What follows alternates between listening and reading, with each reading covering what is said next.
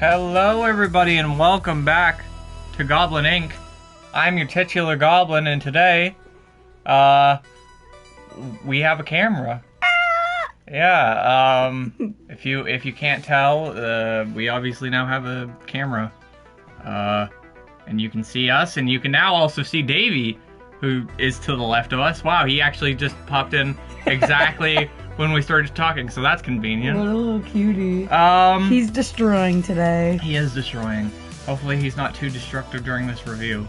Nasty said, "Whoa, guys." Yeah, hello, Nasty. Hi.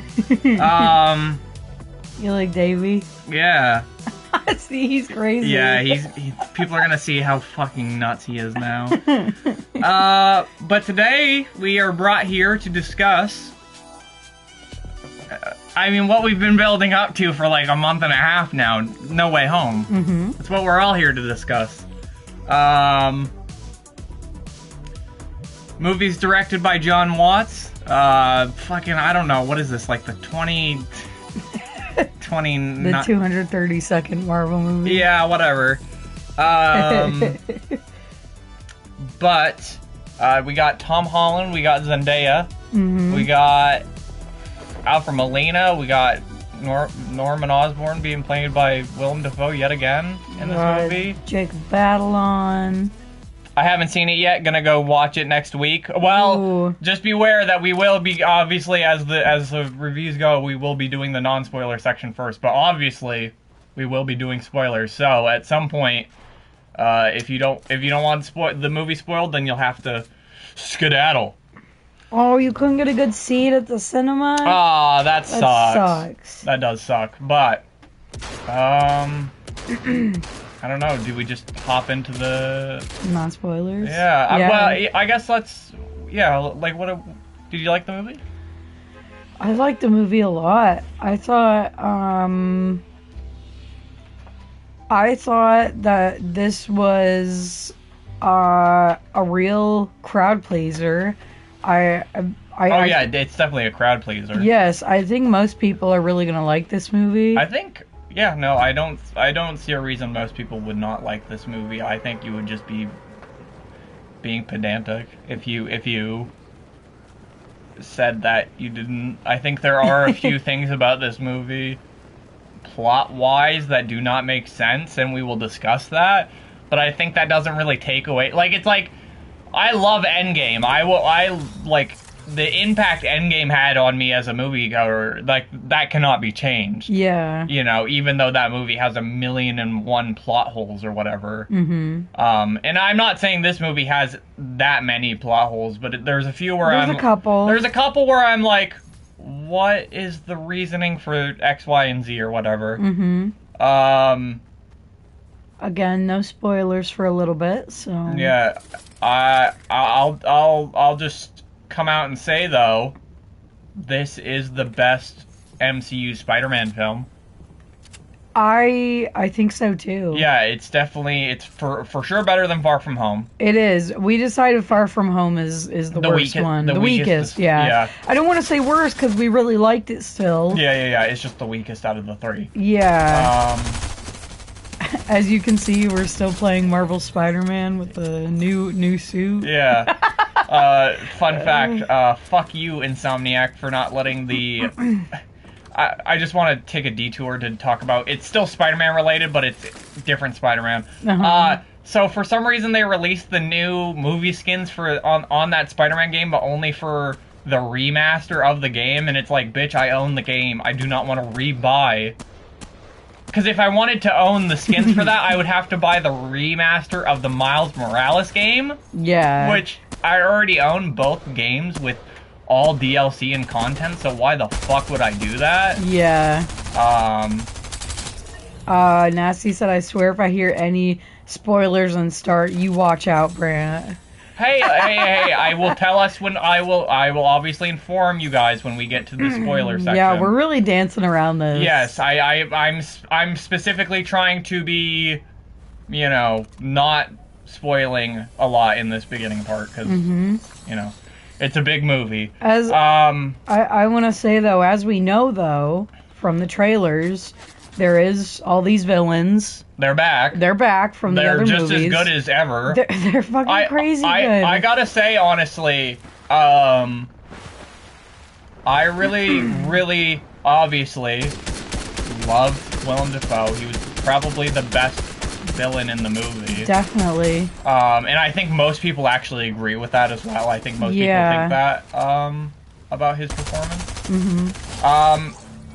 Alfred Molina was really, really good, but honestly, I was super digging the new kind of way that they were taking Electro.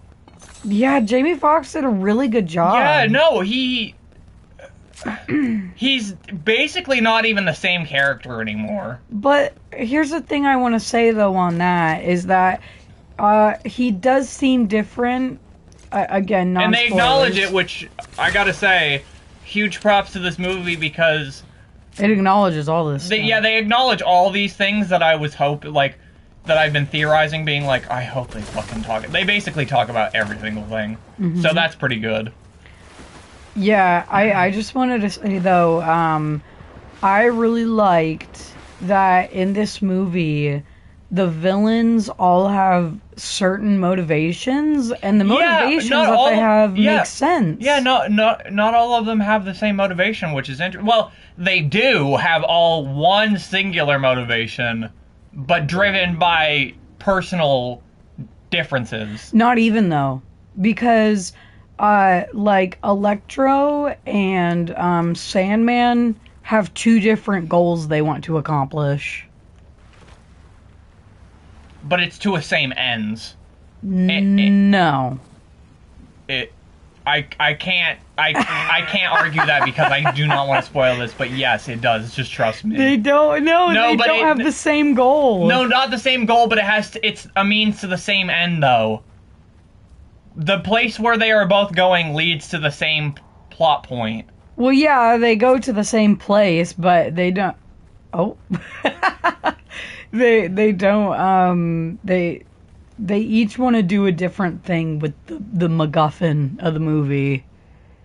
Yeah, continue talking, though. Yeah, but yeah, no, I really like that all the motivations really fit. That's the reason why I thought Electro was so good, is because they take that dumb, stupid bullshit plot from Amazing Spider-Man 2, and in this movie, they actually go along with it make it better. Well, no, they actually talk about, like, everybody's plot points, because they even discuss, like, there's a bit, not really trying to spoil, but there is a bit where Flint Marko and Electro, like, talk about how each other turned into each other, and they both acknowledge that it's fucking stupid. And I like that. I know it's like, oh, you know, obviously everybody thinks it's stupid, so it's just kind of playing into what everybody thinks. What everybody already thinks, but it's like it's very true. Like it's just unanimous. It's just like the way that both of them turn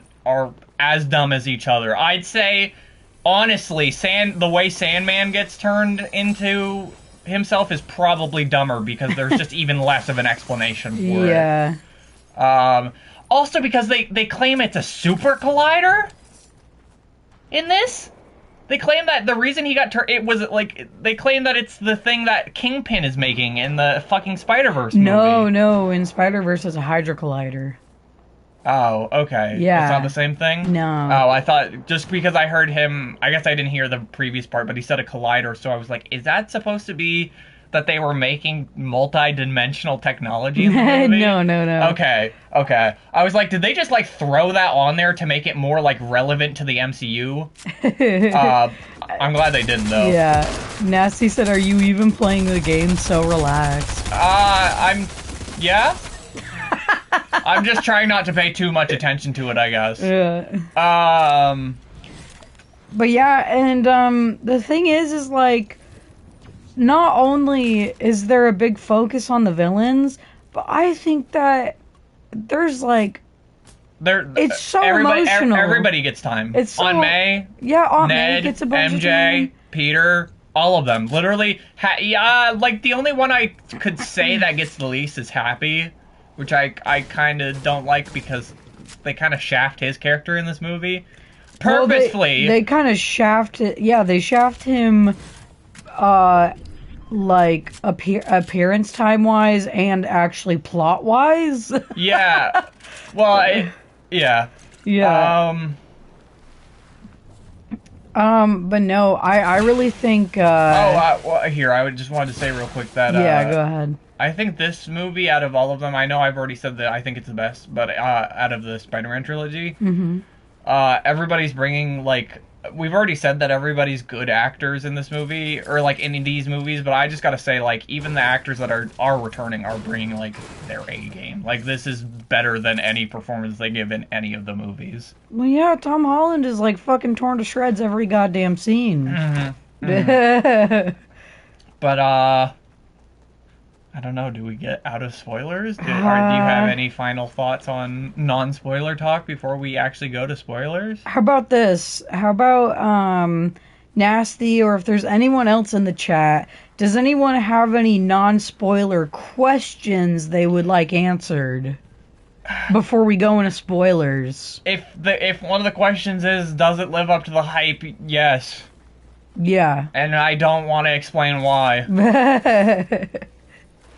But yeah, I just want to make sure that it lives up to the hype in ways I didn't even expect. In my honest opinion, I gotta shit on you a little bit, Akasha, because we walked out. We walked out of the movie theater, and you were like, I don't know if I felt super surprised during that movie, and I went, and I just have been thinking about it, and I'm like, I was so surprised by that movie. Why is that shitting on me though? Because my opinion hasn't changed. I just was like calling you out, I guess. You fucker. Yeah, that's what that's more what I meant. But yeah, I guess. Do we got any questions? No?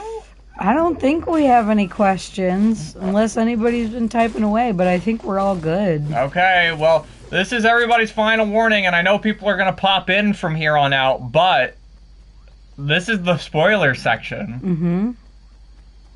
If you haven't seen the movie, don't fucking watch this section. Yeah, I'm going to go see the movie. Yeah, go watch the movie. We both recommend it. Just go watch it and then come back. You know, the VOD will be up on YouTube. I have to go now, then bye. All right, well, Nasty, it will be up on YouTube. I promise you'll get to hear our thoughts and whatever. Yeah. Yeah, we kind of expect this will not have as many viewers just because people. No, I expect the YouTube video to have more views than this actual stream, just because I don't think many people are going to want to have to hear this, because I don't think people have seen it really yet. But okay. All right, you ready? Let's get into spoilers now. Yeah, we're into spoilers. Ready? Spoilers territory, everyone. Spoilers. All right. I'm ringing the bell. Movie starts where Far From Home ends, where Spider-Man's revealed to be Peter Parker. And he says the F word. Yeah, he says the F word, whatever. The movie ends. Movie's over. So, basically this movie starts with just a whole montage of Peter Parker, like, living life now. Of what it's like with his identity revealed. Yeah, exactly, and where how he's it's like ruining everyone's lives. Well, he's like the most famous man alive now, or most famous person alive. So it's like he goes back to high school for his senior year or whatever, and it's like that's just as a shit show because like they turn it into like basically like a reality show or whatever. Yeah. Also, gotta shit on the advertising for this movie. Not that, like, I need a lot of fucking Betty Brant in these movies. But the advertising made me think that Betty Brant was gonna be in this movie. At least, I don't know. Like, I thought she was in the Daily Bugle from what, like, the advertising told me. Like, an intern there. That's what I thought. Yeah. But she's only in the Eclipse said hey and then said, oh shit, see ya. Yeah. Go watch this later after you've seen the movie. Yeah. Have a good day, Eclipse. But she's only in that one scene, isn't she? I don't think she's in any of the movie. She is. I thought you'd be happy, though, because you hated Betty Brant in Far From Home. No, but I like her character. Oh, wait. Eclipse said one question. One Go question. ahead. All right. Does it live up to the hype? Is that your question? Because if so, yes. Let's hear it, Eclipse. Yeah, that was it. Yeah. Eclipse. You will like the movie. I promise You will have a wonderful I time. promise you, you and your family will have a wonderful time. Whatever you may... Listen, I think I already know the spoilers you may or may not know.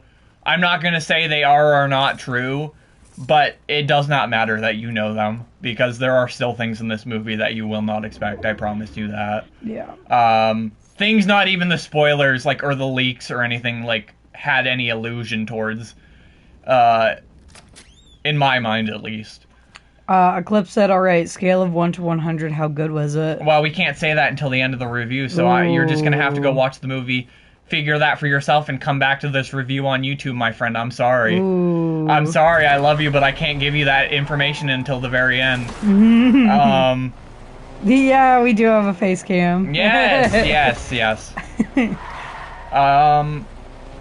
We got a lot of colors going on. But either way, I'm guessing you're going to exit now. Love you. I will probably be back later today, just in general, so if you can, just show up to that one. Yeah, and this is the only stream where we're going to talk about Spider-Man spoilers. Yes, we will not talk about spoilers. We'll wait like a whole fucking week or whatever to talk about Spider-Man's, like, spoilers. Just casually, yeah. Yeah.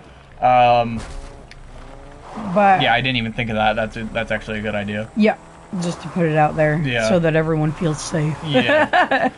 That we won't fucking ruin it. Ruin their movie-going experience. Yeah. I hope other YouTubers do that. I just thought of that, like, YouTubers that like to discuss things like that, and I hope they give people time or whatever. Yeah. Because we are doing it early, I guess, like really early. All right, Eclipse is out of here. See ya. See ya, Eclipse. Love ya. All right. But I was saying though, thought you'd be happy there's less Betty Brant. No, I just was saying I do like her character, even though she is annoying. Like, she is a well-written character. Yeah. And I think she's also an interesting character in the Spider-Man universe, where her, like, fitment is. Because she's just, like, a side character, but just like Flash Thompson, I'm very interested in her side character. Yeah. I don't know, I think that's just the power fucking Spider-Man holds over me. Oh, yeah. But, Peter Parker's pretty fucking miserable. Because him being Spider-Man has kind of just ruined his life. There's, like, helicopters with cameras at his apartment. Yeah, constantly following him. And the last straw is that they wanna... So Ned, MJ, and Peter all want to get into MIT together to go to college. But they are rejected because not even like okay. I want to not to try to interrupt you, but people have been shitting on this plot point. Okay, have they? Yeah, no, people are shitting on this, being like, dude, it's so fucking contrived that they think that they all could get into MIT. And it's like, no, it is not. It's not. These characters are all literally supposed to be fucking geniuses. How is that supposed to be contrived? It's always been framed that Peter Parker's a genius. It's always been framed that... Or, it hasn't always been framed, but it's usually framed that MJ is a genius in some way. Yeah. And it's always been framed that Ned is a genius. Yeah, for as long as I've known Ned's character, he's always been smart as well. MJ, you can argue, it's like, oh, she was more, like, written towards, like, the early, like, ditzy, like, superhero female character. Yeah. It's age of comic book writings, like, until she got later development. Just like a lot of female characters in fucking comic books, as sad as it is. But it's like, yeah, in these movies, we are told she is also smart. Yeah. Well, because they're all in the same clubs together, which is like the academic decathlon they all do together, the math club, the band club or whatever. Yeah, not to be like fucking stereotypical, but usually the band club or whatever are the smart people. Yeah. The band kids. And usually if you're doing a million clubs and you're good at them all, and MJ was the one that won them the decathlon in the first movie. Yeah, it wasn't even Peter. Peter wasn't even there. Yeah, so, yeah. Fuck you, yeah. Well, fuck you, Twitter people. I don't know. I guess it's the idea that, like, oh, these guys can get into MIT, but it's like, I don't really, like I said, I don't even, it's stupid. It's such a stupid plot point. I think people are really just trying to nitpick with this movie because they're just like, oh, fuck Marvel. But it's like, with this movie, it's like, I'd argue that this movie is Makes sense. Makes sense. Yeah. Well, I think almost every MCU movie makes sense. No, I know, but I can finish, yeah. It's the least MCU movie. Like, this feels so disconnected. Like, there's references. There are, yeah. To, like, the MCU, but, like, there is almost no other MCU includement. I mean, yeah, Doctor Strange is in the movie, but it doesn't take away from the Spider-Man stuff, which is so weird. Yeah. I really thought going into this movie, I was like, I don't know, I just thought, like, oh, Doctor Strange was going to show up and... It's going to be the marveliest Marvel. Well, no, not the Marvel. I thought, like, oh, he's going to fight alongside Spider-Man. And he does not in this entire movie. Nope. Like, at the end, he comes to help or whatever, but he does not fight alongside Spider-Man at any point. So it's like, it never... Because it's like, with Doctor Strange, I feel like he can end a confrontation very quickly. And he does not in this movie. well, no, but I'm saying, I mean, like, just, like, going against... I mean, I guess, I don't know, maybe I'm wrong. Because, they do make it a point that he goes to fight the lizard himself and gets a little bit beat up. And if he can get beat up by the lizard, then I don't know. Doctor Strange does? Yeah, remember when he first brings... We'll get to this, obviously, but when he first brings Peter back to explain the cells, and that's how the lizard's in the cell, yeah. Yeah. And he has, like, the blood on his fucking forehead or whatever? Yeah. Here, this hoodie's getting too hot. You're gonna take it off? Alright, just be careful, don't fucking nip slip or something. Oh my god, I'm wearing a long sleeve. No, I'm joking. I'm just making fun of Twitch for how they don't let people be humans and have mistakes. Okay, there we go. Fuck you, Twitch, Better. even though I work technically for you.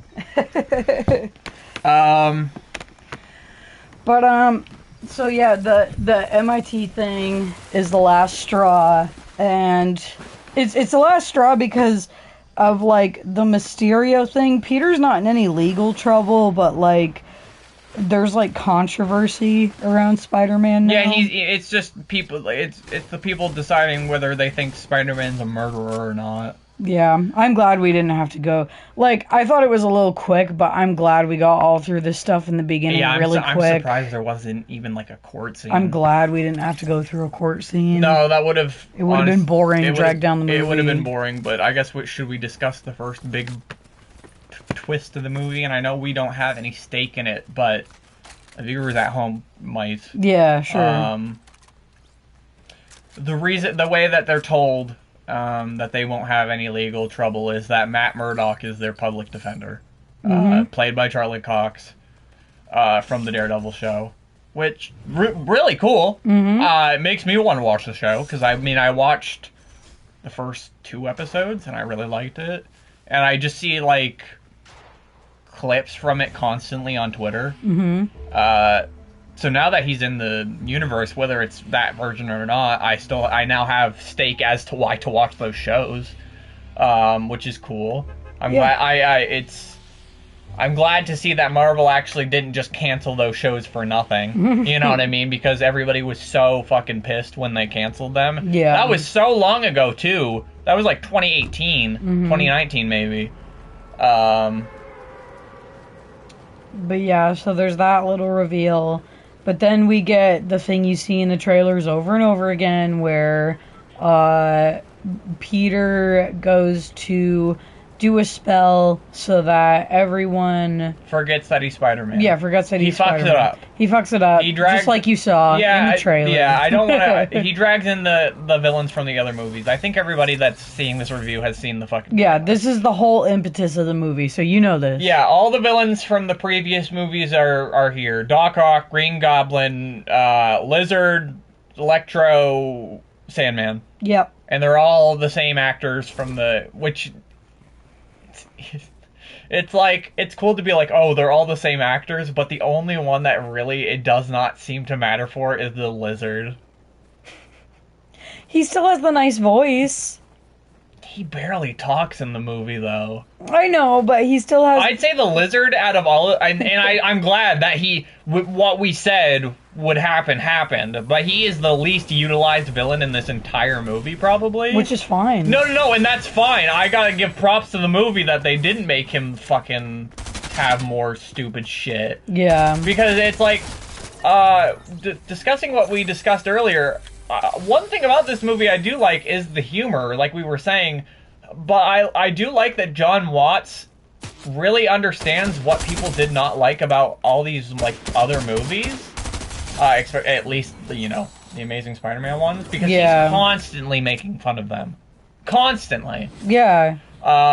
Which, I've seen other Marvel movies do that, and people complain about, like, getting meta with their own humor. But I think this is fine, because these are complaints that everyone has. Well, and they have to acknowledge certain things about this movie to make...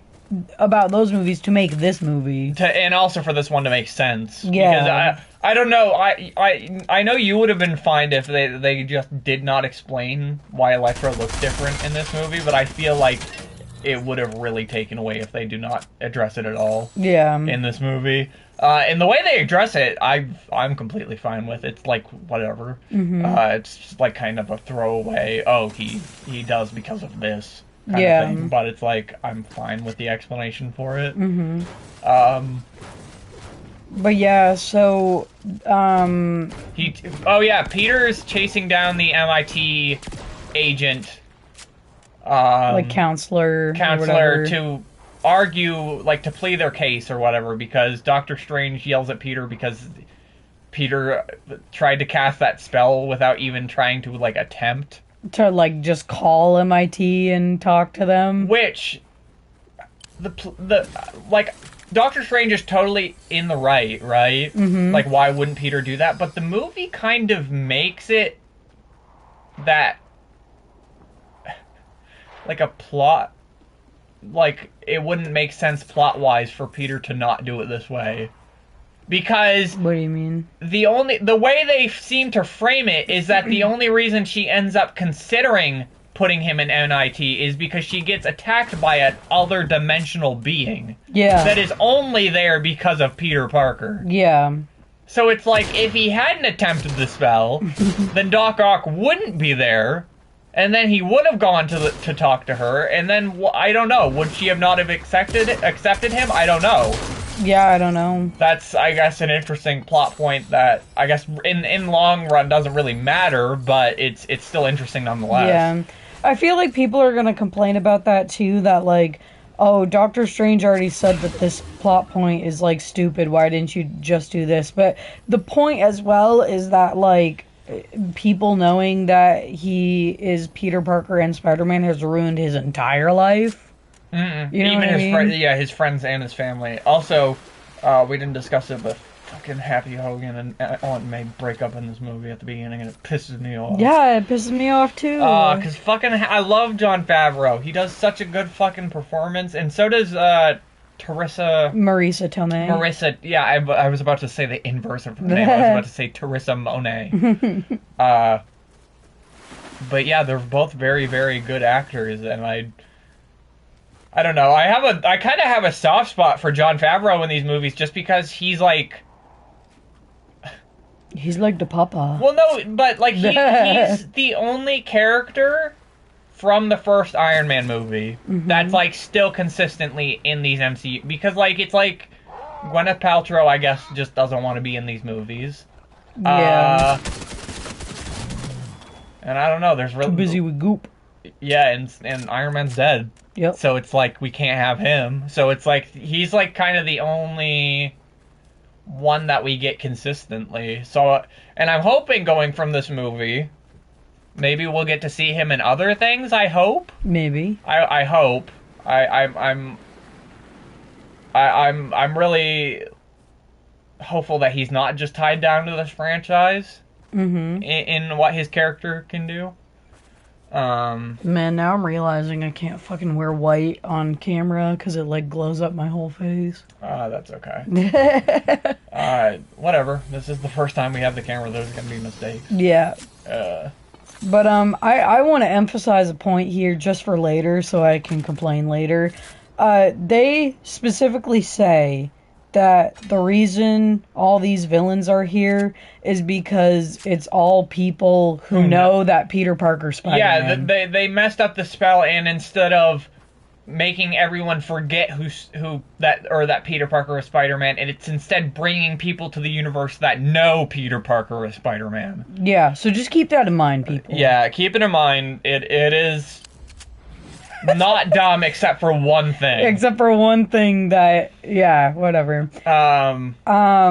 But yeah, so basically then, Doc Ock shows up on the bridge. On the bridge in the trailer. Everybody's seen the scene, where he attacks like people on a bridge, and he notices Spider-Man, and instantly starts attacking him because he was, I guess, transported the exact second he was like choking Spider-Man. So he was fighting Spider-Man, and he gets transported into another dimension fighting Spider-Man, which is pretty clever. Yeah. I mean, I think that's almost how all of them come. Yeah, through, right? they kind of say that. Yeah. Yeah. And it's a really cool fight scene. It is. I'm just gonna spoil it right now. It's the only fight scene with Doc Ock. Because he is a good guy in this movie, basically. He is.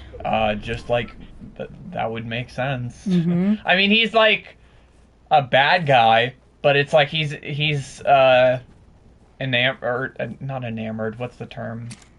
Where you're like stationary. Stable. He's just not mobile throughout most of this movie. Oh, yeah. So we have the fight scene. And he absorbs the nanotechnology or whatever from Spider-Man's suit. From the Iron Spider. And instantly, Peter just shuts it down because, like, no shit. Yeah, because he controls the nanotechnology. Yeah, he literally owns the Stark Industry nanotechnology. Like, why would he not fucking be able to control that? Yeah. I never even thought of that in the trailer where it's like it shows him absorbing it. I was like, whoa, he's gonna fucking turn into like Mega Octopus, you know what I mean? But no, it's like, it makes so much more sense that this is the way that it happens or whatever. And he figures out, like, I'm pretty sure this is in the trailer too, where it's like, oh, you're not my Peter Parker. Yeah, it's basically where they're both starting to figure out, like, oh, something fucky's going on or whatever. Yeah. Obviously, we know it's the fucking multiverse going into it, because advertisements and shit. Yeah. So, just to be... you can add on, but I'm just going to be a little brief in this part, just saying. So then, Spider-Man and Doc Ock get transported to... the Sanctum Sanctorum. Yeah, the Sanctum Sanctorum, where Doc Ock is, like, put in, like, the magic thing that you see in the trailer. He's created like a magic jail, basically. Yeah. Where he's already captured the lizard. Yeah, and so the plot, the starting plot is that Peter has to gather up all the villains that have come from the other universes. So that they can send them back. Yeah, and Doctor Strange is like making this spell in this box to make them go home. Like, you press the button on the box, they all go home. So then the next part of the movie is going to gather all these villains, which he enlists Ned and MJ's help as like... we didn't mention one little thing at the very end before they get teleported to the Sanctum Sanctorum. The Green Goblin appears on the bridge. Oh yeah, and he throws a pumpkin bomb. Yeah, and then they get teleported away. Yeah, and Peter's like, what the fuck? He calls him a green elf, which... Yeah. That's like the only joke in the movie where I'm kind of like, eh. Like, Well, and the Scooby-Doo this shit one. well, that's because it's in the trailer. Also, it's just not funny. I think it's fine that I don't know, using the word shit over crap is funnier. It is better. It makes it a better joke, but I think the fact that the joke is just in the trailer, and it's literally like in every trailer. In every trailer. Yeah. It's like the main joke that they would use or whatever to show this movie off or whatever. Mm-hmm. So I think that's why we were so tired of it. Fair enough. Either way. Yeah. So basically, MJ and Ned are Peter's guy in the chair. Yeah. This movie. Yeah, for this movie. Yeah, we get a lot of screen time with them. Thankfully. Yep. Yeah, because that was one of my complaints about the last one, is that the first movie establishes we get like a lot of time with like Ned. Not a whole lot of time with MJ in the first one. Whole lot of time with MJ, not a whole lot of time with Ned. In the second one? And it's like, for me, the reason, and then we've discussed it, but the reason it just doesn't work for me in the second one is just because they already established Ned as like the best friend, and then he just kind of fucks off or whatever. Yeah, and they make him go away. Yeah. But no, they're really heavily in this movie, and they're just there to be Peter's support. Yeah. Which is cool. I like that a lot. Yeah. So then he goes in this suit we got here in Fortnite. Yes, which is the reverse of his regular suit, which is because someone threw green paint all over his suit earlier in the movie. Yeah. Which doesn't really matter, except for that he just doesn't get to wear his regular suit for the first bit of it. Mm-hmm. And he goes and he finds Electro and the Sandman. Yeah, which I really, really liked that scene because... I like how they frame it, yeah. Well, I like how they frame it too because the Sandman instantly shows up and he's like, "Oh, Peter, what the fuck is going on?" Because he still remembers the conversation he had at the end of Spider-Man 3. Yeah, they reconciled. Yeah, where they reconciled at the end of that or whatever. Mm-hmm. And so he's on Peter's side. Yeah. And then Electro is just like, what the fuck? He's like, man, there's like a lot of energy in this world. Well, so that's their explanation. I guess I just want to explain that's their explanation for why he looks different, is because he wakes up and he's just this kind of, he literally looks like, if you've read Watchmen or you've seen Watchmen, the bit where Dr. Manhattan is like just the nervous system that's like floating around the halls or whatever during that one bit. Yeah. He kind of looks like that, and then he hooks up to like the power grid of this new universe, which the power's different. And which honestly to me it's like, how is the power different? But it's like, that makes sense because there's like super beings in this universe where like the technology's so much more advanced. I took it as one, the technology is insanely different because they're actually in a different time period, and B, because there is like fucking superheroes and aliens in this world. They even go through that with like in the first movie with the alien tech with Michael Vulture. Keaton. Yeah. So it just makes sense. I completely agree. Yeah. But yeah, so we capture Electro, Sandman. Well, Electro gets captured, and then Sandman goes, "Wait, what the fuck did you just do?" Oh yeah, he thinks that Spider-Man fucking killed him. Yeah, so that's when Sandman starts to feel iffy and not like be 100% with Spider-Man. Mm-hmm. And this is kind of where the conflict of the plot starts to happen, is when Sandman is like, "Whoa, what the fuck are you doing?" Yeah, well, it's like a precursor. Mm-hmm. Yeah. And I gotta say though, I don't know if that's an issue I have with the movie. What do you mean? That like Sandman's even like conflicted about trusting Spider-Man in this movie. Well, it's a different person. No, I know it's a different person, but it's like supposed to be Spider-Man, I guess. Yeah. And it's like he killed Spider-Man's uncle. You know what I mean? He has no reason to not trust Spider-Man, I guess. I don't know. I think it's fine because he literally says in this movie, he's like, I don't know you. You are not the same person. But, you know what I mean? Yeah. I guess I just have a problem with that later on in the movie. I was about to just spoil something fucking huge. But, yeah. We'll talk about it later on, I guess, why I have an issue with it. Okay. But yeah, so then the last one to capture is Green Goblin. And Green Goblin's cured in this movie. He's no longer Green Goblin, he's just Norman Osborn. He's chilling out at Feast. Yeah, so we get a scene where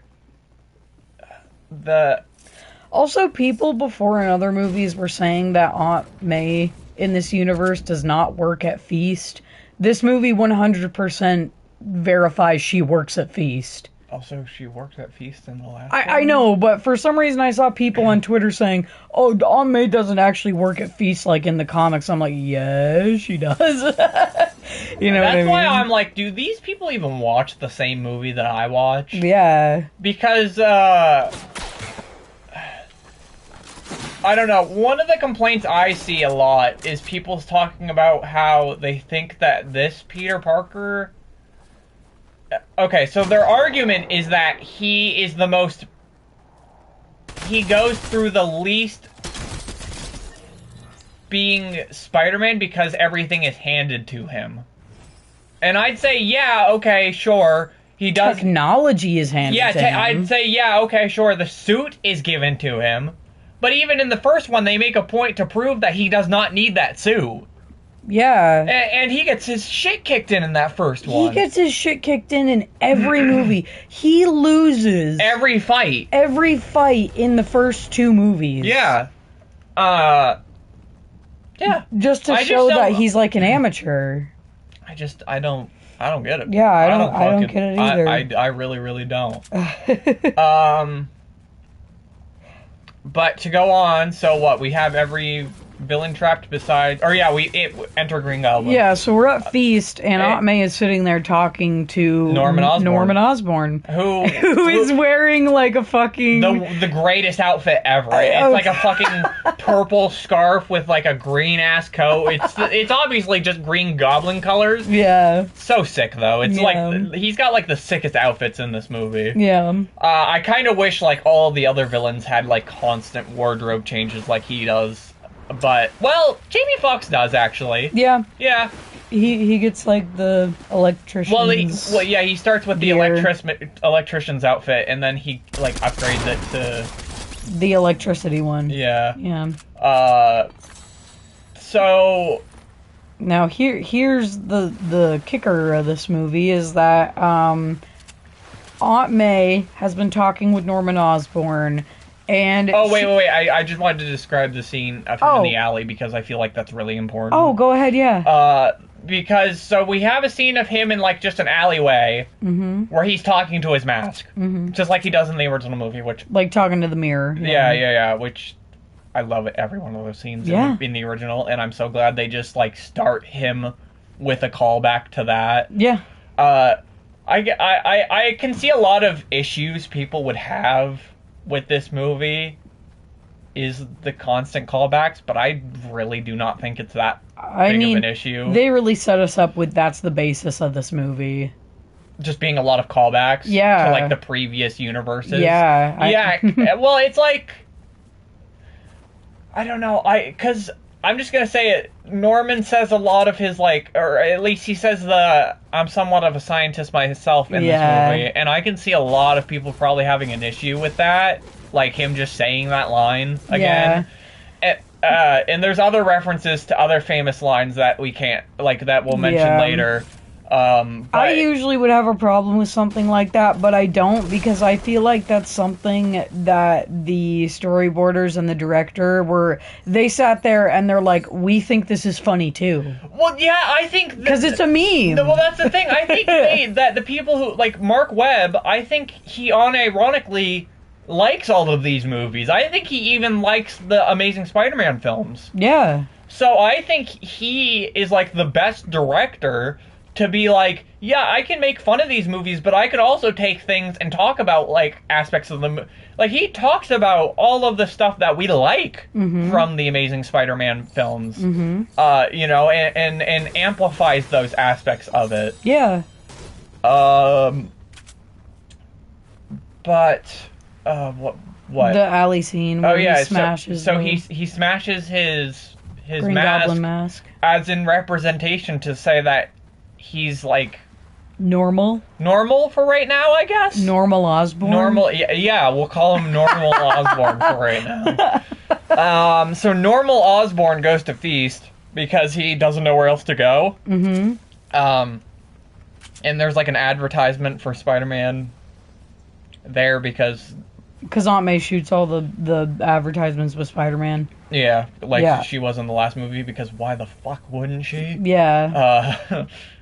But I gotta say, I want to take a detour for a second to talk about like the talking about of this movie. Okay. Like the interviews and stuff that have been like given.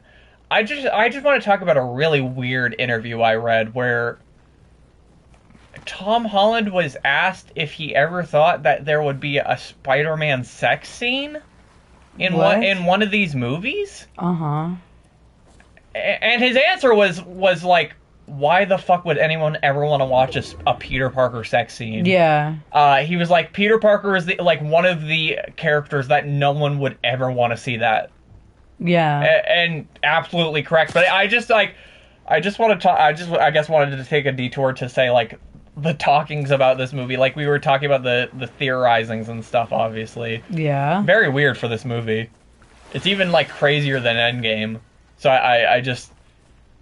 I'm kind of astounded, I guess. Why? Because the interviewer was anticipating that in this movie? Is that what you're saying? No, not anticipating. Just like that people like are just like, oh, we're gonna get a Spider-Man sex scene at some point. Just like, what? You know what I mean?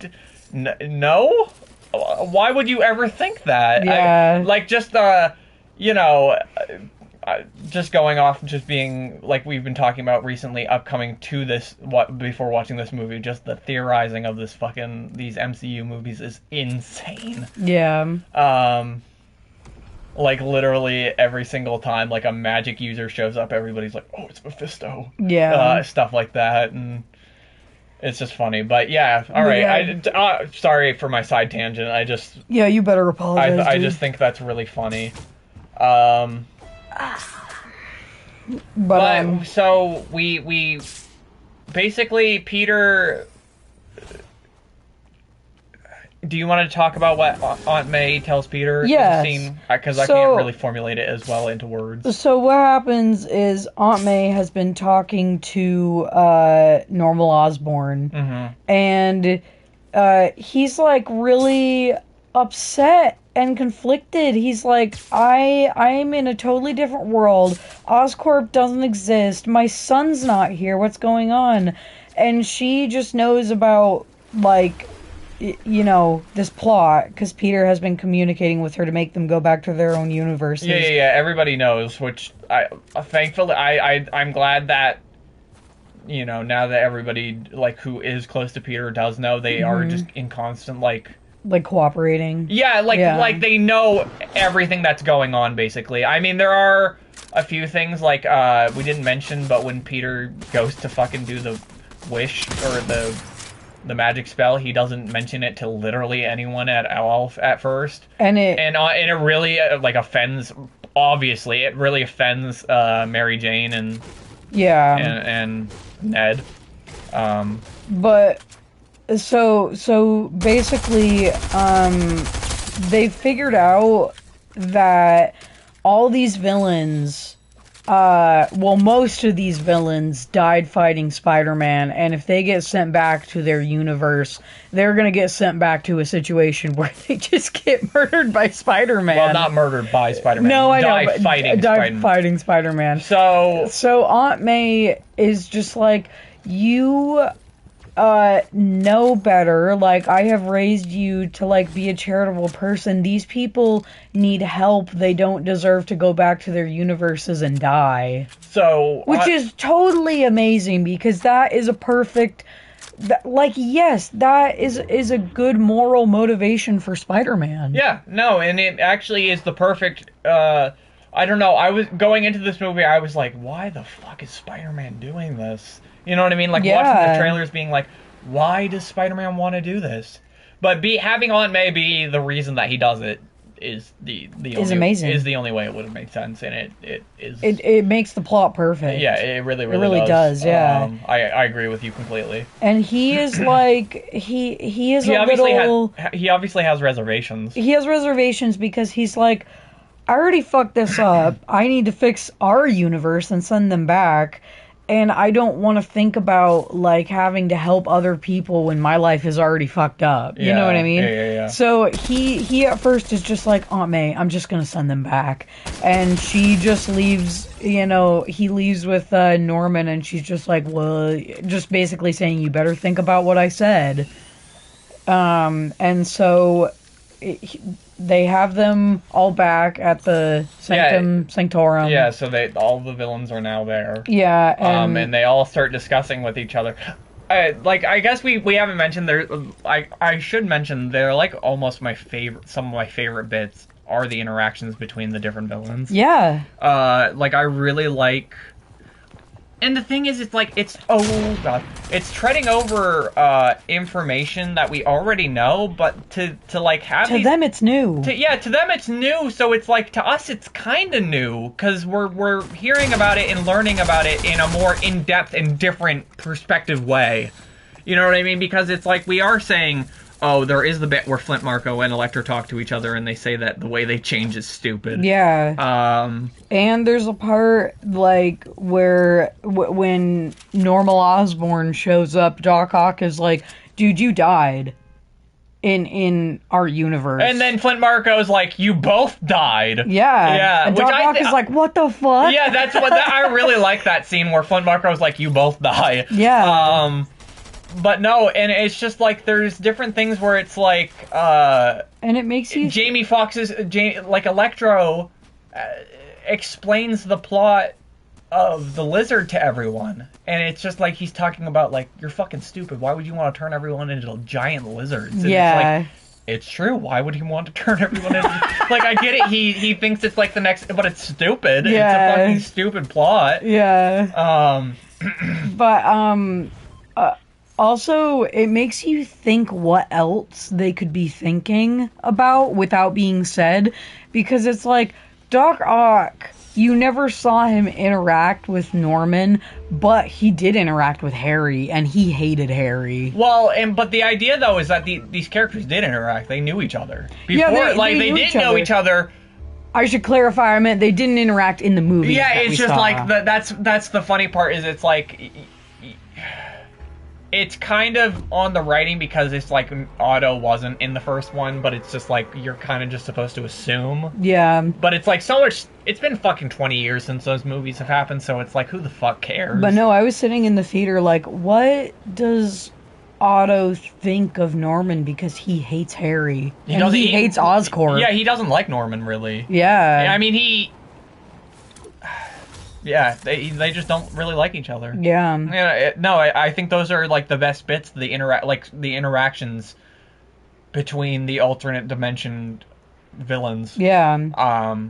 But then so then what happens is Doctor Strange is like, great, I made the magic box, I'm gonna send them back. And then Spider-Man has a change of heart because, Norman Osborn just figures out he's gonna go back home and die. Yeah, well, they all do. Yeah, they all do in that scene. Yeah, I mean, they all kind of, like, start figuring it out, because Otto, like, hints it to them earlier on in the movie, but this is, like, the point where they're like, oh, we're gonna fucking die. Yeah, and so Spider-Man grabs the magic box, and he's like, no, you're not fucking sending them back, I'm gonna fix them first. Yeah, so Spider-Man's plan is that he's gonna cure every single villain. Yeah. Which is really commendable. So, I guess... should we just speed run the Yes. fight with? Okay, so he fights Doctor Strange. He wins. It's a It's a fucking awesome. It's an fight. awesome scene. I wish we could explain it better, but it's like the cool aesthetic of Doctor Strange scenes with it's like the mirror dimension in Doctor Strange. Spider-Man fight stuff. It's really good. Yeah. Spider-Man wins though. Yeah, and it's crazy because he wins only because of the Spidey sense. Yeah. Because I do want to mention that Doctor Strange. Yeah, are you gonna say he does that bit where he like sends him out of his body? Yeah. That's like one of the best bits. Did you? Okay, so Doctor Strange does the bit where he like separates the soul from the body or whatever, and he does that like it constantly happens in the Doctor Strange movies. Or yeah, that gets done to him. Yeah. By Tilda Swinton. Yeah. But he does it to Spider-Man, and it doesn't affect him at all. It affects him for a second, but the thing is his body still has spider sense. Yes. Well, I just gotta give props to whoever the fuck did this. Did you notice that when he's like in his astral form, you can see the lines, like the comic book lines of the spider sense? Yes. Yeah. I saw that. Fucking good. So fucking good. I loved that. Yeah.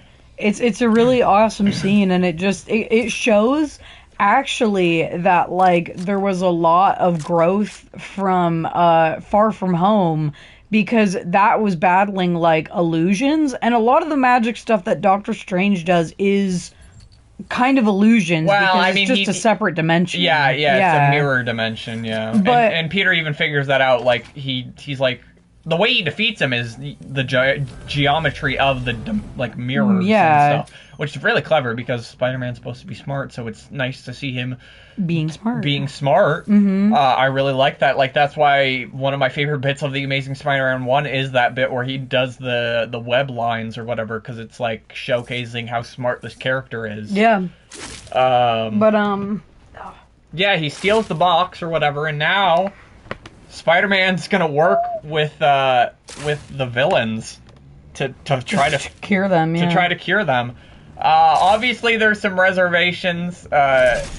Electro doesn't really want to turn back because he thinks he's gonna become a loser again if he does go back. Well, also he likes the energy in this universe, so he wants to stay here. Well, I think it's more he likes the way it makes him look.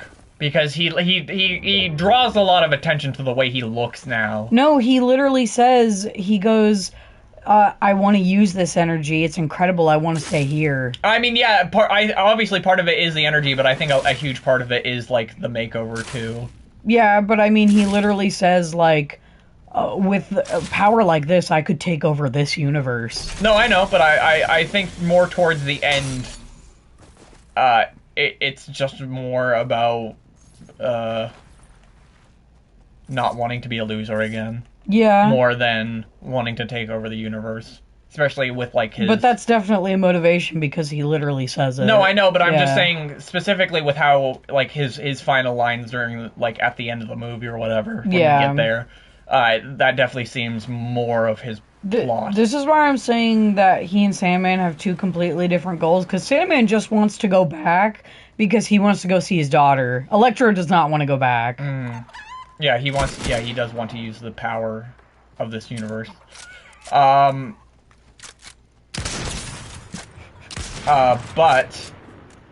So we go to Spider-Man's new house, which is Happy's apartment or whatever. Yeah. Which is established earlier in the movie. We didn't talk about, but it's whatever. It's where they're staying for a while, so they can be a little... So they're not getting swamped by, like, media and stuff. Yeah, it's, like, isolated or whatever. We just get a huge montage where Peter actually works with Normal Osborn to make the technology? Yeah, make technology to actually help some of them. So it starts with they make an actual chip that fixes Doc Ock. So he can control the arms. Yeah, so he's no longer controlled by the arms. He can now control the arms, which actually works. And it's a really nice scene where you do see him go back to how he was in the beginning of Spider-Man 2. Which, fucking Alfred Molina, he's so good. So good. He's so good. Shout out to you, Alfred. But this is where the point where I am like, a little questionable about a plot point. Really? And I don't know if you can enlighten me. Maybe I just missed something. Okay. We should discuss real quick. There was like a subplot that's also a major plot that Happy stole a crate from Stark Tech a really, really long time ago in like Iron Man 1. Mm-hmm. And has it stored in this apartment, and that's what Peter uses. It's like a fabricator. The fabricator. Yeah, it's the same thing from when he makes the suit in the second one. The suit in Far From Home, yeah. Yeah. Oh, Rose just jumped in. Hi, guys. I'm so sorry I'm late. I've been dealing with a lot of bullshit, and I just need to relax. Don't care about spoilers. Hell yeah. Yeah, all well, right. then welcome. I hope we're going to get ready to talk about some of the coolest shit in the movie, so... Rose said your faces are lovely. Thank you. Hello. Yes, I forgot that you can now see us. I know, it's kind of weird. Yeah, it is weird. But yeah, we're deep into spoilers. Yeah, we're way deep into spoilers now. So, so Happy stole the fabricator from Stark Tech or whatever, and has it hiding in his apartment, and that's like a plot that Peter uses it now to help make the stuff that's going to cure the villains or whatever. Yeah, it's like the kind of MacGuffin of this movie, the fabricator, because it also has an arc reactor in it. Yeah, that is really important. So, they're using the fabricator, they fix Doc Ock or whatever, right? Doc Ock's cured. He's a lovely man now. But Spider-Man's Peter Tingle goes off. I'm just going to call it the Peter Tingle because they literally do not call it the Spider Sense in this universe. Yeah. His Peter Tingle goes off. Mm-hmm. And he stands in the room filled with the villains, except for the lizard, because the lizard's not in there. Yeah, the lizard's in the truck, because he doesn't want to go in, supposedly. We get the idea that, he doesn't want to be seen in public. Well, but I think the idea is that he knows that this is going to go bad. Yeah. That's the real reason, but Aunt May takes it that, he doesn't want to be seen in public. Yeah, Peter Tingle is what is... Rose is laughing at Peter Tingle. But yeah, Peter stands in the room surrounded by the villains. It's a jarring scene. It is it's a fucking incredible scene. Yeah. And it's like, he can't figure out why it's going off, so he's literally staring at every single villain, and he's like, what the fuck is about... Being like, which one of you fucks? Well, yeah, he's like, something is about to happen, and I don't know what. Yeah. Okay. Yeah. And it's revealed that the villain is Norman. Yes. He's now back to being Green Goblin or whatever, right? My problem is that, was he the Green Goblin the whole time? The way I took it was that I believe that the Peter Tingle was really, really confused because he was sensing the moment that he was changing. Like, mentally? Holy shit, how the fuck do you do that? I don't know, but that's what I took it as, he's confused. How do you imagine having a sense that can tell if someone's about to have a personality change? That's fucking weird. Yeah, because the Peter Tingle is literally deafening in this scene. Like, they specifically make it that it's like the loudest thing in the scene. Well, I think it's because it's not just about a personality change with the Green Goblin. It's also like a physical change because he gets stronger. You know what I mean? I think the idea is that he's always that strong, though. Oh, okay. Because he does have the serum in him the whole time, you know what I mean? The Goblin serum or whatever. Yeah. But yeah, so... Rose said that sneaky beaky. Yeah, but no... Okay, so I guess I just have to assume that he just changes in that bit? Yeah, I think that's why Peter's so confused, because they don't show it, but I think it's like the two personalities fighting, and he's like, what is going on? You know what I mean? Okay. That's the way I took it while watching the movie. Because otherwise, I would just have to be like, why the fuck would Norman fix Otto then? during the scene. Yeah, no, I think he's detecting the point where he changes, because the thing is Peter slaps a web on his hand. He doesn't even have anything on his hand. I think he has a coffee pot. He was raising a coffee pot. Oh yeah, but I just think he's like, I just need to detain this guy. You know what I mean? Yeah. But yeah, fucking chaos ensues. Yeah, so it's fucking nuts. Yeah, it goes from 0 to 100 and literally really like quick. Instantly. So it's like we get like the first Green Goblin monologue instantly the second the web hits his hand. Like, props to Willem Dafoe, because you can just see the change in his face. Crazy faces. He does crazy faces in this, and it's like, honestly though, I want to like be like, the crazy faces almost like kind of distract you, but then I think he was totally making those crazy faces in the first one too. Well, that's what people want. Well, no, but you can see it too, because there's like the face bit in the first one where you can see his mouth or whatever, and you're just like, I think back to like scenes in the first Spider-Man film with him in it, and I'm like, he was totally making those scenes, those faces, even when like you couldn't tell. Yeah. You know what I mean? So it's like, it's so cool. And he makes those faces in the mirror. Yeah, no, he does, but it's like just cool to see him as the Goblin making those faces, like fully. Because it's like Willem Dafoe's like distorting his face, like it's like a Snapchat filter in real life. It's like that movie Truth or Dare, how they tried to do their faces, but they just couldn't do it, so they just slapped a filter over it or whatever. I want to say too, now that Green Goblin is like definitely a villain at this point. Yeah, he's in the movie. Yeah, he's in the movie. So there's 2 fight scenes with Peter and the Green Goblin, and they are both just hand-to-hand combat, which is fucking nuts. And it's both Tom Holland and Willem Dafoe. Yeah, like they're just beating the shit out of each other. Recent interview from literally last night, Willem Dafoe is doing all of the action scenes in this movie. They are WWE fucking fight scenes, basically. They literally fucking ground pound each other like through floors. There is like a scene where Tom Holland wraps his like legs around the Green Goblin and just starts beating the shit out of him. Yeah. And stuff like that. So it's like really good on fucking Willem Dafoe. I know, that man is like 70. Yeah, no, good for him, seriously.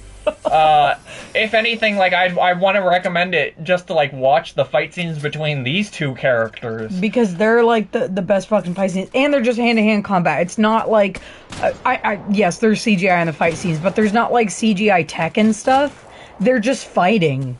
Yeah, no, and they're kicking the shit out of each other. Yeah. I mean, in this fight scene specifically, Norman's fucking beating the shit out of Spider-Man. Yeah. Rose said some Jim Carrey shit about the faces, and then about the fight scenes, and wow.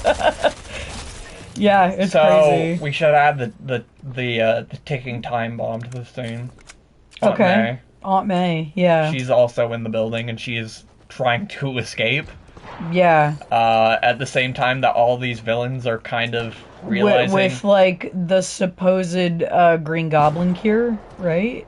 Yes, she has, yeah. Well, no, she has all of it. She has a bag filled with the bits and bobs that are needed to make all of the cures. And she, immediately when things go to shit, she starts running down the stairs out of the apartment, because she was going to use the elevator, but then Electro takes all of, like, the electricity out of the neighborhood. Yeah. And he just fucking bounces. We also have to mention, yeah, basically that the speech Norman gives basically, like, empowers all of the villains to be like, yeah, we probably should just fuck off out of here. Except for Doc Ock, because he's cured, but Doc Ock gets his ass kicked. Yeah, he gets his ass kicked, and then he just gets knocked out or whatever. Yeah.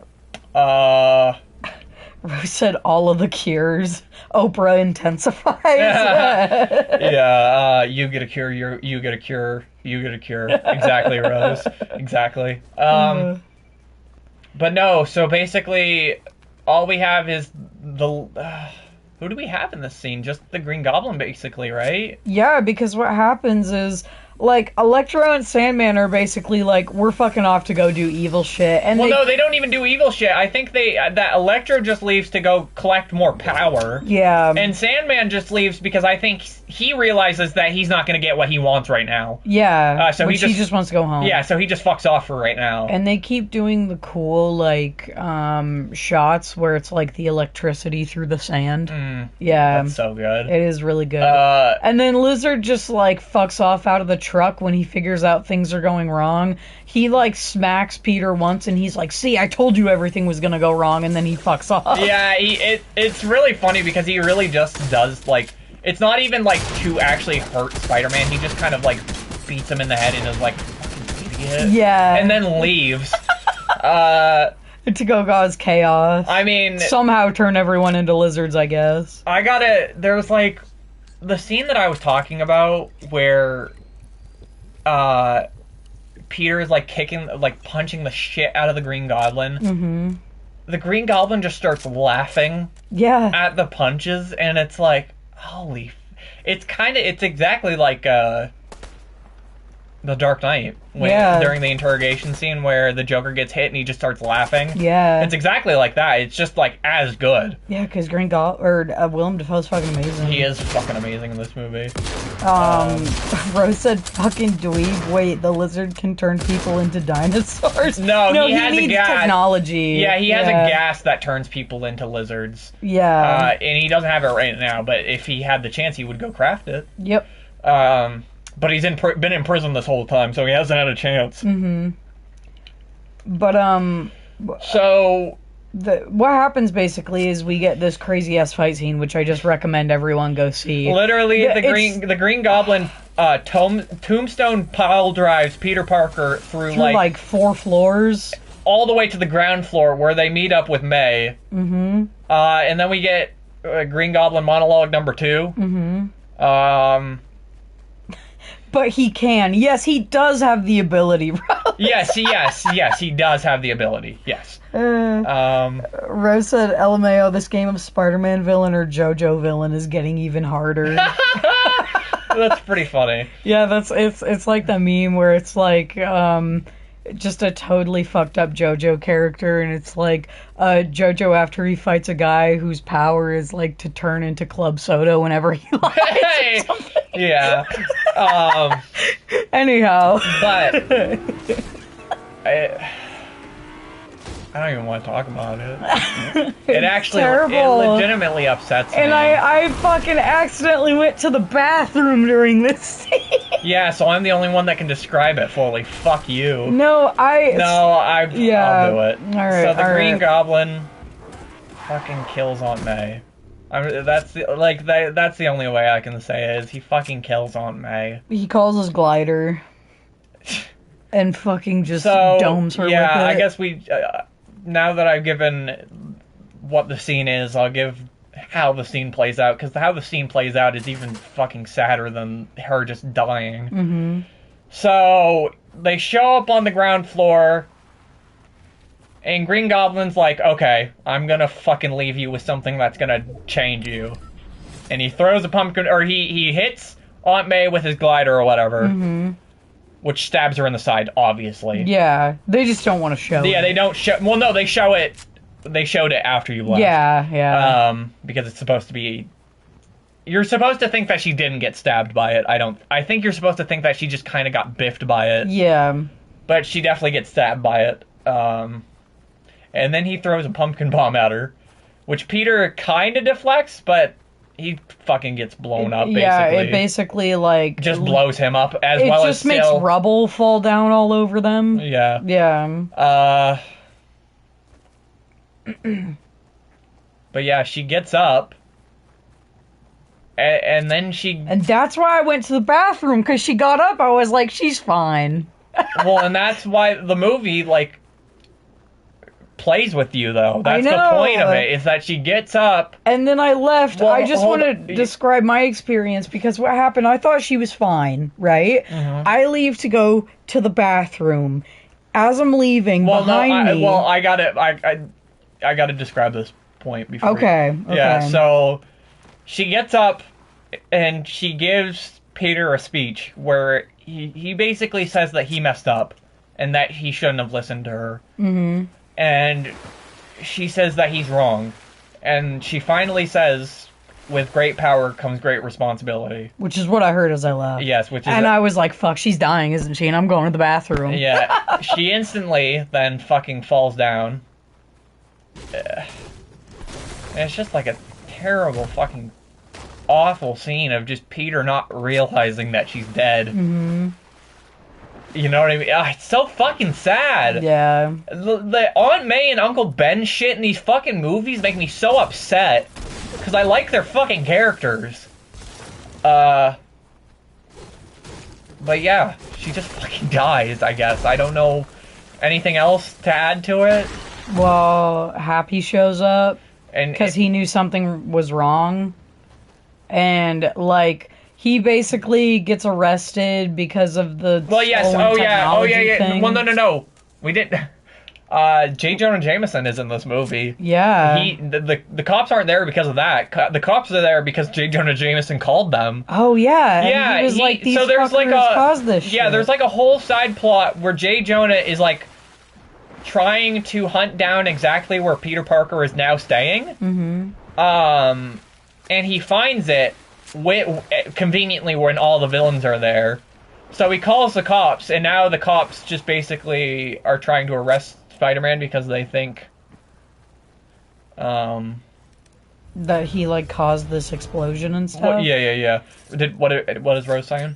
Oh, the pleasure of killing off a mentor character and watching people get sad about it is like heroin. Yeah. Well, it's like you're evil. I think that this movie. I'm gonna give actually, that spoils my final thoughts on the film. So. Okay. Here, you continue. I want to grab that little guy. Okay. But I guess we should talk about MJ and Ned. We forgot to mention that when Peter defeated Doctor Strange, he left him in the mirror dimension, and stole his little gold ringy thingy that he uses to create the gold portals or whatever. Mm-hmm. So he's stuck there, and now Ned has it, and we cut back to them, and they look at the news and they're like, oh shit, where the fuck is Peter? Mm-hmm. Like, how are we supposed to find Peter? Also, they were given the box. Did we mention that they were given the box? We didn't say that. Yeah, Peter gave them the box. Yeah, so Peter gave them the box and told them to go hide away, basically. And that if anything goes wrong, press the button. They press the button and they'll just send everybody back, and they'll have to just die. You know what I mean? So you need the laptop, Libby. I know. Okay. I can see when new messages are coming in. I just want to put my little boy. I know. It's just important that we see the chat. I know, dude. Shut up. Okay. Anyhow, go on. I mean, they open a portal to find Peter. Yeah. For sure. Mm-hmm. Because Ned figures out he had the magic. Well, he figures out that he can use magic slightly. Mm-hmm. Somewhat. So he uses the magic to open a portal to Peter. Andrew Garfield's Peter Parker. Yeah. It gives me goosebumps just even saying that. Rose said beater. Yeah, so Andrew Garfield's Spider-Man shows up, and he's like, he instantly knows what's going on. Mm-hmm, because he's been here for a little bit. Yeah, he's been in this universe for a little bit, and they play it off of that in The Amazing Spider-Man, he does just kind of, like, put things together. Yeah. Because he's small. Because he's smart. But no, we get a really nice scene where they're, like, he interacts with the two friend characters, like, the girlfriend and the friend character of Spider-Man. Just getting to see good old Andrew Garfield again. Mm-hmm. So there it is. And he's in the movie. Yeah, so then they just realize, well, shit, this isn't our Peter. We gotta open the portal to Peter. Mm-hmm. So they open a portal to Peter, and it's Tobey Maguire. And he steps out into the portal, and it's just him, it's just him. Mm-hmm.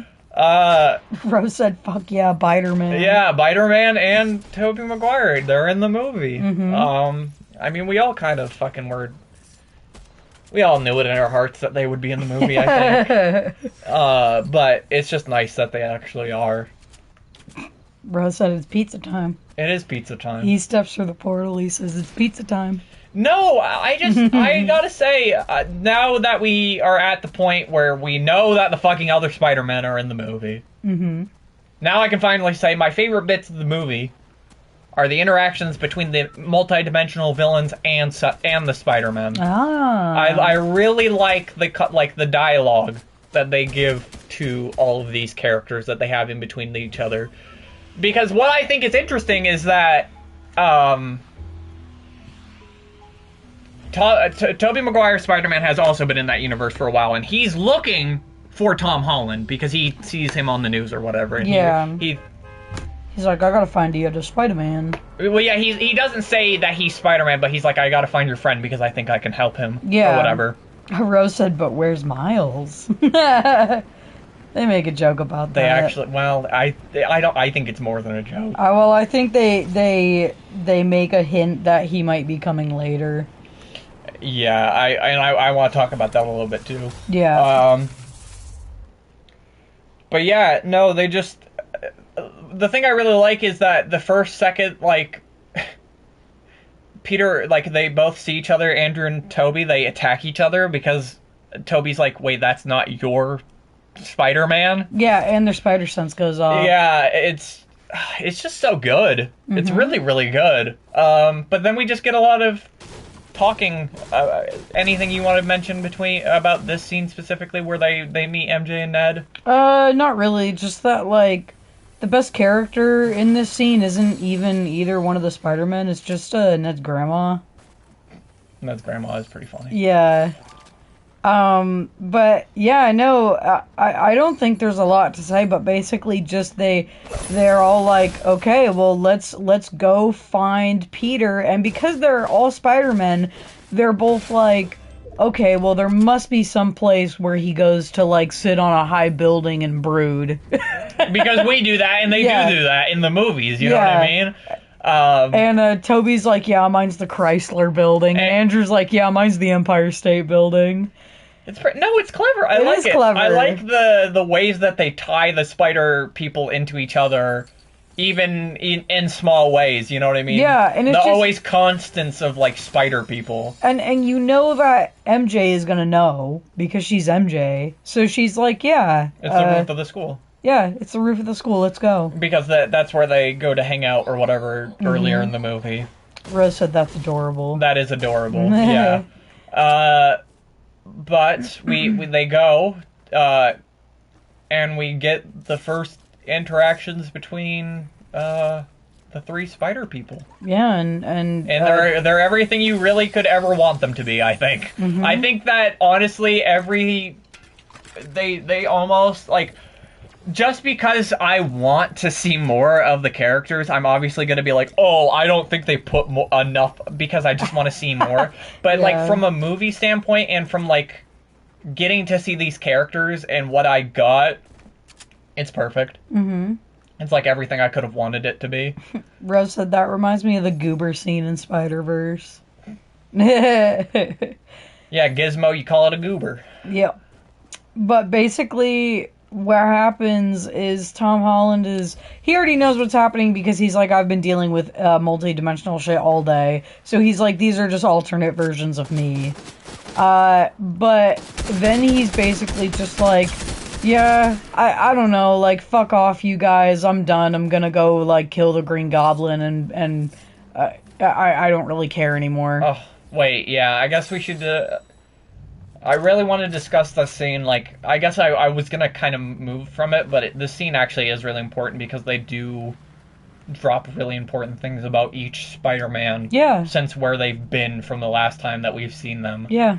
I guess, which one do you want to start with? I guess Andrew Garfield, because he says something first.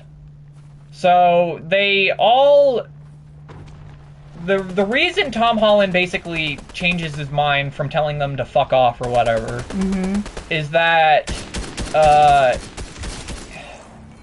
they explain to him, or no, he says that because they realize that his Aunt May died, but Peter starts explaining to them the last things that she said to him. And they finish the sentence, with great power comes great responsibility. And he starts to understand that something happened to them, you know what I mean? Yeah, they understand exactly what he's going through. So they, talk about their Uncle Ben. Rose said, if you don't say he becomes Spider-Man, I'm gonna riot. I don't know, he could have. I don't know. But, so they talk about their Uncle Ben's, and it's like, I gotta just give props, because Akasha was saying it to me yesterday, and I'll give credit to you that you said I'll agree with you, that it's just like, these movies almost rectify the existence, like, they basically do rectify the existence of the Amazing Spider-Man films. Not that we would ever watch them again, like, because they're good. But they just make the plots better. Yeah, because they make Andrew Garfield's character, like, makes a lot of sense. So yeah, they talk about Uncle Ben, both Spider-Men. And then Andrew starts talking about Gwen Stacy. Mm-hmm. And it's like the scene I've been asking for. If I literally, the only scene I asked for, like, when I was talking about, like, my hopes for this movie, was that if the Spider-Man, I didn't even care if really Toby, like, says much. Or, well, like, I obviously want him to say stuff, but it's like, I can't really think of him really, like, he imposes some good stuff on Tom Holland's Spider-Man for sure in this movie that I wasn't even expecting. Mm-hmm. But the one thing I wanted is, if Andrew Garfield was in this movie, is that he talks about Gwen Stacy, and he does. Mm-hmm. And they fucking reveal that he becomes a worse Spider-Man because of it. Yeah. He talks about that he just starts killing people because after those movies. Yeah.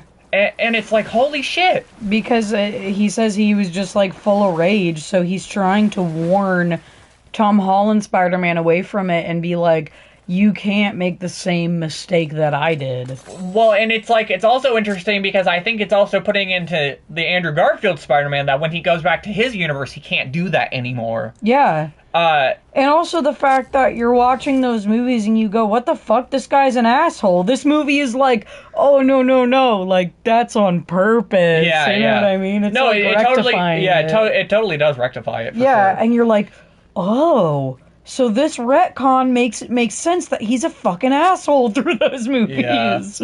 Yeah. No. Rose said, holy shit, yes. Yeah, no, it's brilliant fucking writing. It's really good. I mean, they don't specifically say, oh, I kill people, but he says something along the lines where he's like, I stopped pulling my punches. Yeah, and he says, like, I became full of rage. Yeah, so it's like, clearly he started killing some people. Yeah. But yeah, and it's just a really good scene. Yeah. It's just really good. But what comes out of it is basically just, like, Tom Holland Spider-Man getting the knowledge that there really is something to get out of, like, even if Aunt May is gone, like, her message still lasts. Yeah, what she stands for does not cease to exist. Yeah, and so he does need to go and help those villains. Yeah. And so he gets the help of both these Spider-Men and Ned and MJ. And it's so funny because so he has to make cures for them, and Andrew Garfield Spider-Man is just like, oh, well, I've already made a cure for the lizard before. I can do that again. And I was just like, yeah, you did do that. Yeah, no, it's I'm like I said, it feels like Mark Webb just really likes these movies. You know what I mean? Just to acknowledge stuff, because I feel like, I don't know, lesser movies would just forget shit like that. I don't know. Mm-hmm. Rose said, oh, I'm gonna enjoy that. the grief, yeah. This movie is just like a really good time. Yeah. It's very emotional too. It is very emotional. Yeah. But they're like, it's funny because they're literally working in one of the high school chemistry labs. Yeah, it's just a whole nice montage. And it's fun. Well, what's fun about it is it's like you think about it and you're like, all three iterations of Spider people that we got in these movies did have montages. Mm-hmm. Whether you like the montages or not, there were good montages, Spider-Man 2, bad montages, Amazing Spider-Man 2, and just montages in between, I don't know, the MCU Spider-Man films. Yeah. But it's like, then we... Rose said a high school chem lab, yes. They are smart people, Rose. They can do things with acids and bases, okay? Well, no, but they also have already the like, base equipment from when Aunt May had the bag, remember? Yeah, they took the bag that Aunt May had with all the stuff. I guess we should have maybe mentioned that. But, yeah. But, yeah, they make the cures. We just get a really fun montage where all of them just talk to each other. Mm-hmm. Jokes about how Tobey Maguire has web fluid come out of his wrist. Like it's biological. Yeah, and both of the other Spider-Men are fascinated by that, which good, they should be. Yeah, because that's fucking weird. Because it's fucking weird. Exactly. That's the thing where I'm like, I don't think it's just the directors playing into like, the kids will think this is funny. It's like if they watch the movies, the writers and the director, then they're gonna be like, I think this is funny. You know what I mean? Yeah, even like that's one of the things is one of our biggest criticisms. Well, one of our biggest compliments to Homecoming was that we actually thought it was funny. Mm-hmm. One of our biggest complaints to Far From Home is that we thought it was too much Marvel humor. And it wasn't funny. It wasn't funny, but this one we thought we were laughing like the whole time that they were doing a joke. Yeah, and it's like I wasn't even doing that thing where I just go with the laughs of the crowd, because there was a couple times that the crowd was laughing and I was like, this is not fucking funny, why are they laughing? So yeah, no, I just want to clarify, I actually thought it was funny. Yeah, there were actually really funny jokes. Yeah. I guess we just jumped to the final fight scene of the movie, huh? Yeah, so they made all the shit, and so now their final ploy is that Peter is gonna lure all the villains to one specific location. They're all gonna fight them, and they all have their technologies to fix them, like placed around the Statue of Liberty, which is the location they're at, Mm-hmm. so that while they're fighting them, they can grab it and like cure them. Yep. Yeah. So we all get the fight everybody wanted out of that fucking edited trailer where. Yes, it is. Is it Andrew Garfield punching the lizard? Yeah, he's kicking the lizard in the face. Yeah. But yeah, so he calls in to J. Jonah Jameson's show. It's a different name now. It's not called the Daily Bugle. Yeah, it is. It's called the dailybugle.net. No, when he gets the setup, it's called something different. Is it? Yeah, there's a different background. Whatever, just call it the Daily Bugle. Yeah, Rose said I knew that shit was edited to hell. Well, of course it was. A lot of the shit was edited. Like, there's a shot where Spider-Man is like landing on the head of the Statue of Liberty or whatever. That shot has all three Spider-Men in it. Yep. Stuff like that. So that whole trailer is just a one. It's not even anything that's in the movie, really. Yeah. So that's cool. But yeah, so Also, I gotta. Yas. Admit defeat in the sense of I gotta give props to Kevin Feige. Yas. Why? For not putting the spider people in the trailer. Yeah. It made the movie so much better. It did. Because, I mean, the movie would have been good. And I get it, we had the leaks already, people already thought, or whatever. Mm-hmm. But, like, getting to see that in the theater was fucking amazing. Yeah, and they didn't ruin it, like, with Civil War. Yeah! Yeah. Yeah, with the, like, they didn't do the initial reveal that they did for fucking Spider-Man. Yeah.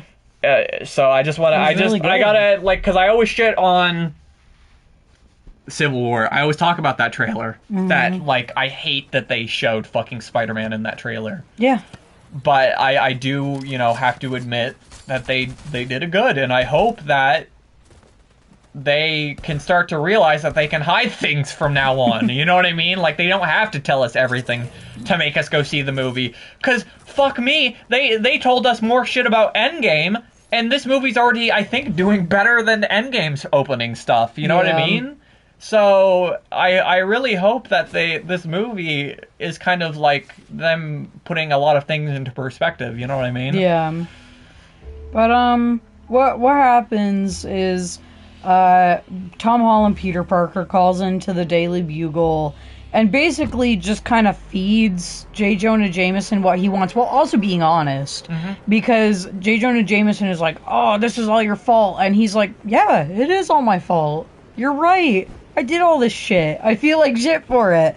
But then he's also being like showing the box because the villains want the box to be sent home, or Electro wants the box to destroy it because he doesn't want to go home. Yeah, the box, every one of the villains has a reason for why they want the box. Yeah, basically. And so he holds it up and is just saying like, yeah, I'm trying to do the right thing now, like sending the villains home or whatever.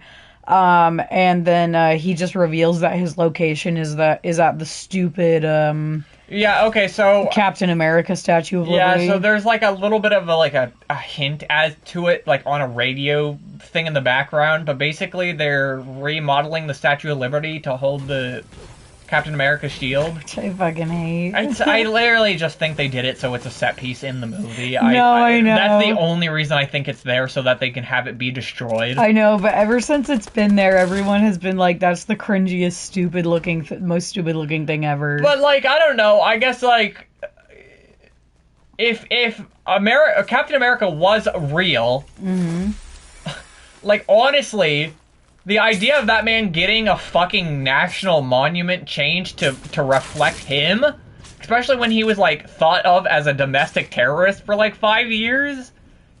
I think that's why they wouldn't do it. Well, no, but then they realized he was a war hero. They realized that he wasn't a domestic terrorist. Yeah. I don't know. I don't buy it. And I think it looks cringe. No, so. I get it. I'm just saying, though, if I lived, it would be weird. I guess it would be more of a progressive world to live in if Captain America was actually the hero we were celebrating. You know what I mean? Because it's like in like the idea of Endgame is that you're supposed to, like, the Iron Man's way of thinking does win, and that's the wrong way of thinking. You know what I mean? So I don't know. Rose said, though, good for you for swallowing your pride for a second. That's commendable about the Spider-Man thing. Well, yeah, it's just, I have had a really big issue. Like, I constantly think about that fucking Civil War trailer and how much it pisses me off that they did that. No, Peter swallowing his pride. Oh. Yeah, on the, telling everybody that it is his fault. Yeah. I mean, I don't know. Throughout the whole movie, though, he is constantly being like, this is kind of my fault. Yeah. Even though he's not really accepting the responsibility. I guess the idea is that he's not accepting the responsibility of it being his fault. And he does accept the responsibility. Yeah, so we get the fight scene. It's fucking awesome. I don't even want to describe it. Just watch it. It's like the fucking best fight scene you could ever fucking hope for. Scenes where they're just swinging around as Spider-Men. Fucking sick. Yeah. And then they have to regroup for a second because they're like, well, I've never fucking worked with other Spider-Men. And I really like that because they do kind of have to point out that those two universes, they work alone. Yeah. You know what I mean? Because Tom Holland has worked as a team a lot more than them. So Tom Holland's Spider-Man kind of takes team leader or whatever, and it makes the team work, you know? Yeah. Which is really cool. Wait, Rose said, no. I am proud of Brant for admitting someone he doesn't really like did something commendable. Oh, that's hard for people to do. Yeah, okay. You were right. Okay, yeah. Thank you, Rose. I appreciate you appreciating my appreciation. But yeah, no, it's just a fucking sick-ass fight scene. It's like, and you so see cool. them all swinging together, and it's the same thing within Spider-Verse where you're like, this is so cool, they're all swinging together. Well, I don't know, it's like, I'd say it's, in a sense, just cooler because it's like 20 years worth of work put into, like, one movie. I'd say it's, like, kind of cooler. I mean, the imagery is the same to me, though. The imagery is the same, but I'd say... Yeah. Oh my god, I just noticed that Davey fucking destroyed another set of lights. Did he? Well, they're not turning on. No, Davey. God fucking damn it, You why little does bastard. he do these things? He's looking at us. He just woke up from a nap, now he's giving us a Sorry, little snake eye. didn't mean to fucking take a detour, but I just looked over to my left and realized a string of our lights are just no longer working because of this son of a bitch. You giving me snake eyes, buddy? But, yeah, they turn one by one everyone back. Doc Ock, or no, like, I guess Anything about before Green Goblin shows up, because he is the final fight. Yeah, he's the final boss. He's the final Dark Souls boss. Yeah, anything before that? Anything? I guess let's just go through, like, the people that get defeated. So here's my... Okay, going back on what I was going to discuss, and the reason I couldn't discuss this is because we didn't want to spoil until we got to it that the spider people are in this movie, right? Mm-hmm. Why does Flint Marko not just instantly change sides the second he sees Tobey Maguire's Spider-Man if he has trust issues? Yeah. I guess he's like, I don't know, I'm already in this fucking fight. Sick of it? Yeah. At that point, I guess. But it's like, if the problem is that he's not trusting Tom Holland because he's not his Spider-Man, then the second Tobey Maguire shows up, he should just be like... I guess they're on the same side. Yeah. No, but I guess they already established the motivation, like he just wants to go home. I know, but it's like Tobey Maguire even says Clint, or yeah, his name's Clint, right? Flint. He's like, Flint, we're trying to send you home, and then he just doesn't respond to him and tries to kill him. Yeah. I guess he's like, well, I fucked up, I'm already in the fight. Because there is that thing where he already has, like, a tenacity to, like, when the going gets tough, he reacts impulsively. True. Very true. Yeah. Yeah. That's my excuse. Yeah. I don't know. It's just, from the perspective that he does, like, instantly try to team up with Tom Holland the second he sees him, you know, and then later on it's just like, I guess, fuck it. Yeah. It's a little weird to me, I guess. What, did you see David's little arm while I was petting him while he was stretching? Is that why you said that, Rose? Yeah, probably. Yeah, his little hand peeked out over here. Alright, so... The first one is Sandman. Yeah, Sandman, they just zap him and he turns back into a human. Yeah. How'd you like this whole movie, he's Sandy? I liked it. You did? I did like it. Yeah. Right. I thought it was a very interesting aesthetic choice. Mm-hmm. I think it made some pretty funny jokes, like the joke where they first try to give him a high five. Well, yeah, where he tries to give him a high five. The joke where he first like goes to Happy's apartment and he sits on the couch and then he like gets sand everywhere. He gets sand everywhere and he realizes it, but he starts trying to like wipe it away with his hand, but his hand's made of sand, so it just makes it worse. Yeah. I thought that was pretty clever. Uh-huh. I guess, like, I don't know why they decided to do it budget-wise. Yeah. Because then it's just more CGI. Yeah, it's literally him just being CGI the whole time until he shows up as his human form at the end of the movie or whatever. Yes, Rose, he got sand on the couch. He got sand on the couch and, assumedly, throughout the entirety of the apartment. Mm-hmm. But yeah, like I said, it's an aesthetic choice, but I was digging it. I was completely fine with it. Yeah, I had no problem. The so, next one is Electro. Yeah, or should we just do the lizard? Because the lizard's the fucking lamest one, and I don't fucking give a shit. Okay, yeah. Because I have more to talk about with Electro, because he actually has at least he has dialogue. A little thing he wants to say. Yeah, he has dialogue at least at the end. Mm-hmm. Oh, yeah, also, they really, like, amp up. I like the joke they make that, like, the second Andrew Garfield meets these Spider-Men, he, like, instantly forms, like, an unbreakable bond with them. Like, he constantly, like, looks at... Like, there's one point where he looks at Tobey Maguire's Spider-Man and he's like, I've always wanted brothers. Yeah. And that's it. That's all he says. And it's just like, okay. And there's like a bit where he says like, I love you guys. And they say, thank you. Yeah. It's just cute stuff like that. That's why it's like stuff like that. I want to see more of them interacting in later movies. I'm really hopeful for stuff like that. Yeah. And it's like, I mean, Andrew Garfield's is like the most touchy one. So yeah. That's why I like it that much. Yeah. Yeah. I forgot about that. He's like, I have always wanted brothers. Rose said that's all the Biter-Man shit we get. He wants to suck his own dick, basically, then. That's really fucking weird. I don't like that. Yeah, so the lizard just literally gets fucking...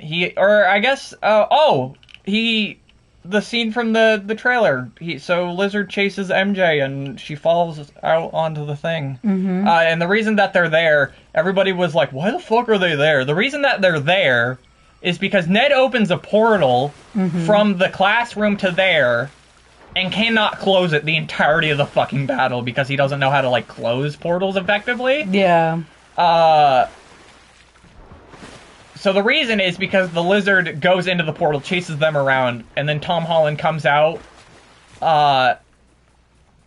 So yeah, MJ fucking falls, and because she's fucking being chased around by the Lizard. Yeah, so she falls or whatever, and Tom Holland goes to catch her, and he doesn't catch her. Because the Green Goblin fucking swings by. Yeah, the Green Goblin shows up finally, and he swings by and fucking catches him. Uh-huh. And... Oh, Rose kind of owned you. What'd she own me with? If Miles and Spider-Gwen get together, that's the same exact thing. Yeah. Yeah. Yeah. Yeah. So it's not weird. I already said that I had, like, issue with it in Spider-Verse in the sense that they want to be together, but they would fucking die if they did. Yeah. Whatever. Rose is right, though. No, you're right. You are right, though. I don't know. I guess just...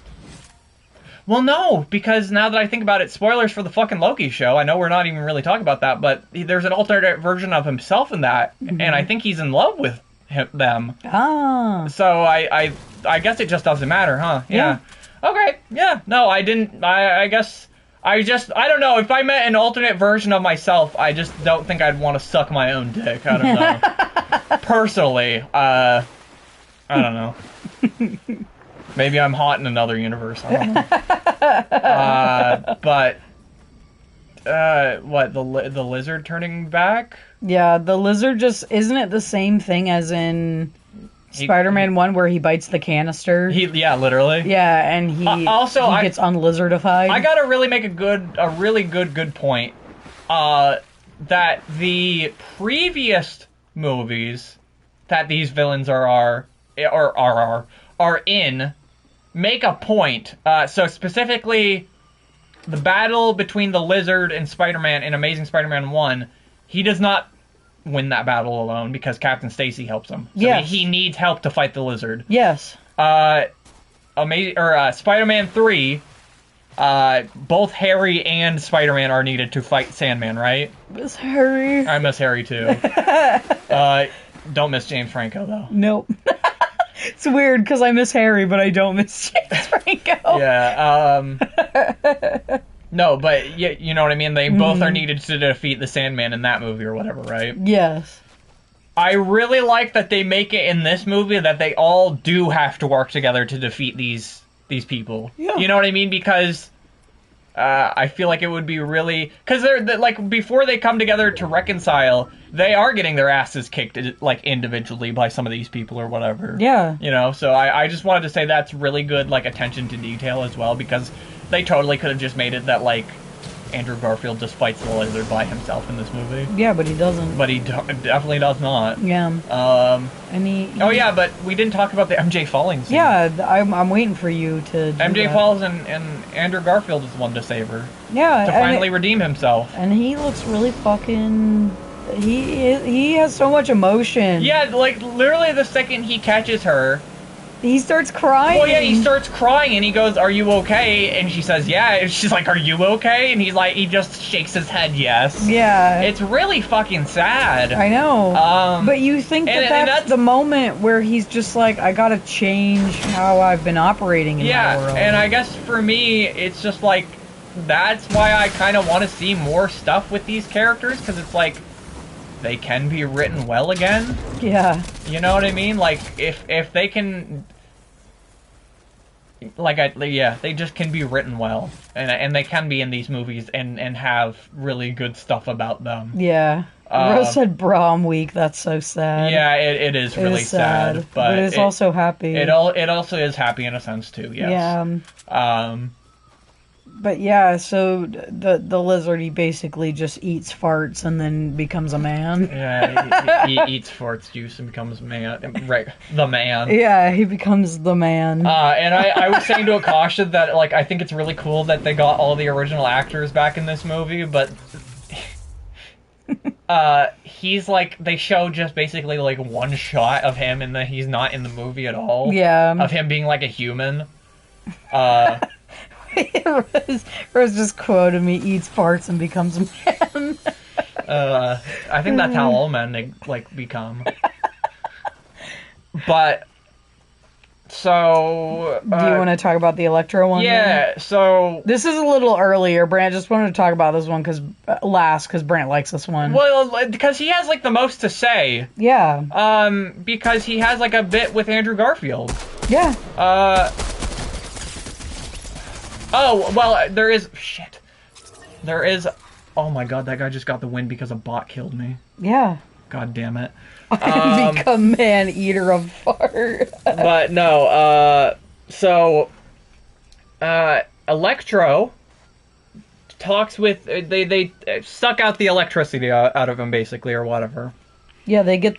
Well, no, they don't. What do you mean? Because remember who shows up and gets the thing off of him? That amplifies his electric powers? Doc Ock? Yeah. Yeah, Doc Ock shows up and helps. Yeah. I kind of wish he was a little bit more in the end fight scene. Mm-hmm. Because he only shows up... I mean, he does help with... He helps... No, actually, you know what? He helps with that, and then he also does help with the Green Goblin a little bit. Yeah, because what happens is, like, the Spider-Men are kind of getting their asses kicked by Electro because they need to get in close and get the device off of him. Yeah, the arc reactor. The arc reactor, yeah, that gives him a lot of energy, but they can't because of his electricity powers. So then Doc Ock shows up, and he just holds the two Spider-Men back, and you're like, fuck. Well, no, but... go ahead, sorry. You're like, is he still a villain even though he's in control? But then he just grabs Jamie Foxx. Well, he's tricking Jamie Foxx, you know what I mean? Well, and the interesting thing is, you think...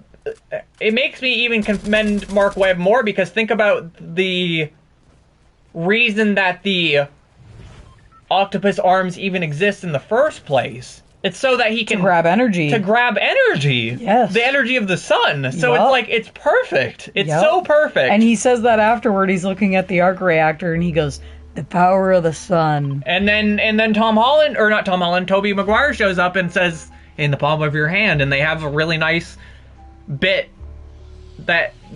It's kind of like the same as the bit from the end of Spider-Man 2, but where... But he lives. Yeah, well, no, where they both... It's nice because Doc Ock's like, oh, you've gotten older. And he's like, how are you doing? Yeah. And Tobey Maguire's like, The thing is, I like that in this movie, they don't make it that Tobey Maguire is really happy. Mm-hmm. You know what I mean? Like, they say that, like, he's fine. You know, he's married to MJ, assumedly. Because that's what they kind of hint to. Or whatever.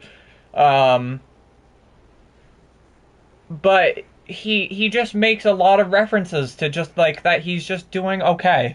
Yeah. You know what I mean? That he's not... He's just living. Mm-hmm. And he's trying to do better every day. I think he says to Doc Ock or something like that. Yeah. So it's just really nice because it makes me think, like, is Mark Webb kind of taking, like... Is his interpretation of Tobey Maguire's Spider-Man a more, like, depressed person? Because I could totally see that. Yeah. You know what I mean? Because, like, you could totally look at those movies and think of Tobey Maguire being, like, just depressed. Mm-hmm. In, like, most of it, if not all of it. Yeah. Even more so than the other Spider-Man, you know what I mean? Because Andrew Garfield's Spider-Man is kind of more emotionally... has highs and lows. Yeah, get you. Where with the Sam Raimi stuff, it's more melancholy a lot of the times for stuff. So I really do like that they constantly try to, because there's even like a scene that we didn't talk about earlier, but when they were making the formulas where Tobey Maguire asks Andrew Garfield, he's like, do you have anyone? And he's like, no, I don't have time to be Peter Parker or stuff. And then Andrew Garfield's like, do you? And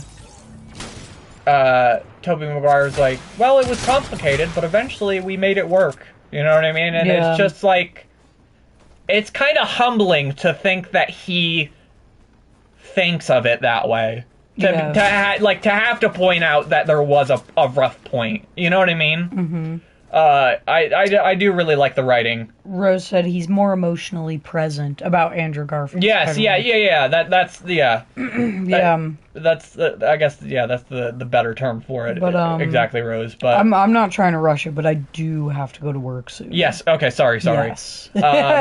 Electro talks with Andrew Garfield though, and he just is like, I don't want to go back to being a loser. Mm-hmm. And Andrew Garfield's like, I don't think that you will.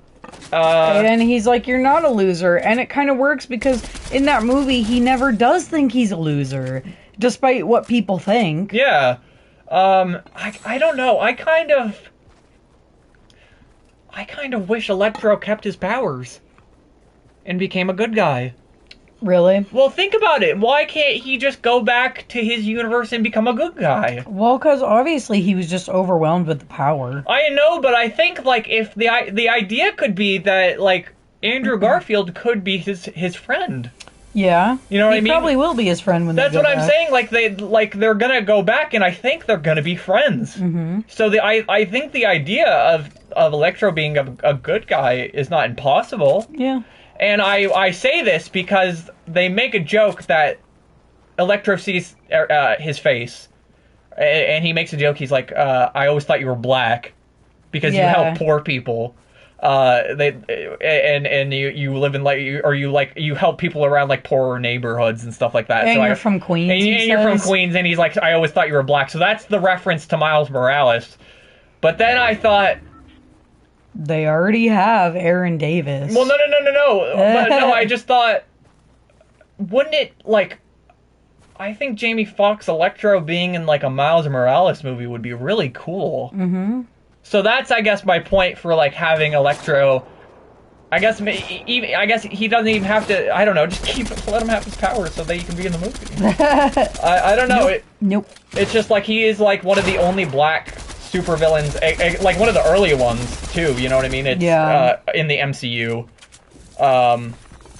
So I just would, if he wanted to be in the movie, especially since they gave him a joke referencing to Miles Morales. Yeah.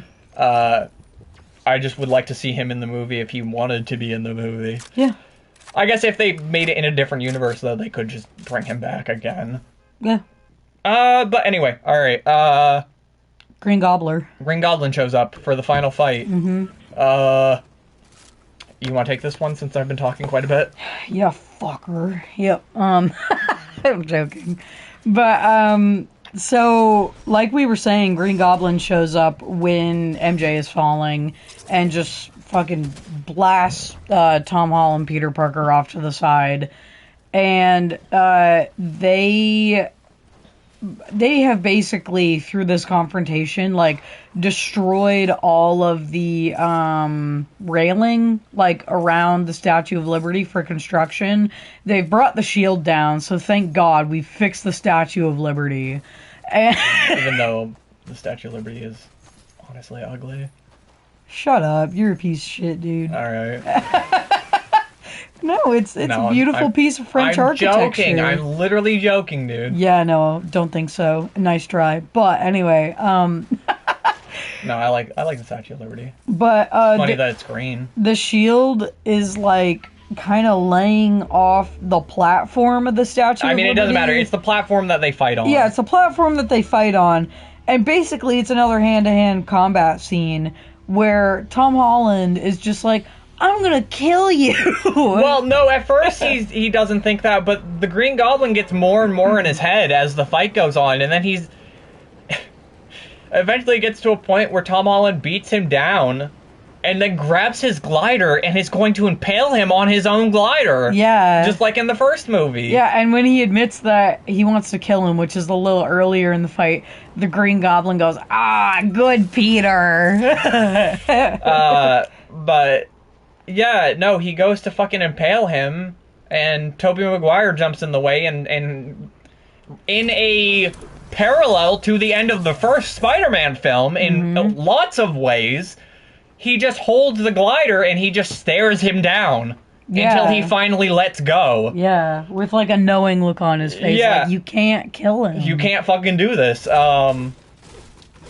Also, this confrontation does happen after everybody else's thing, like, is taken care of, so it's like Andrew Garfield and Tobey Maguire can be in this fight. Yeah. Or not be in this fight, but be present interact in what's going on or whatever. Yeah. But, from behind, the Green Goblin fucking shanks Tobey Maguire, and Tobey Maguire fucking dies, dude.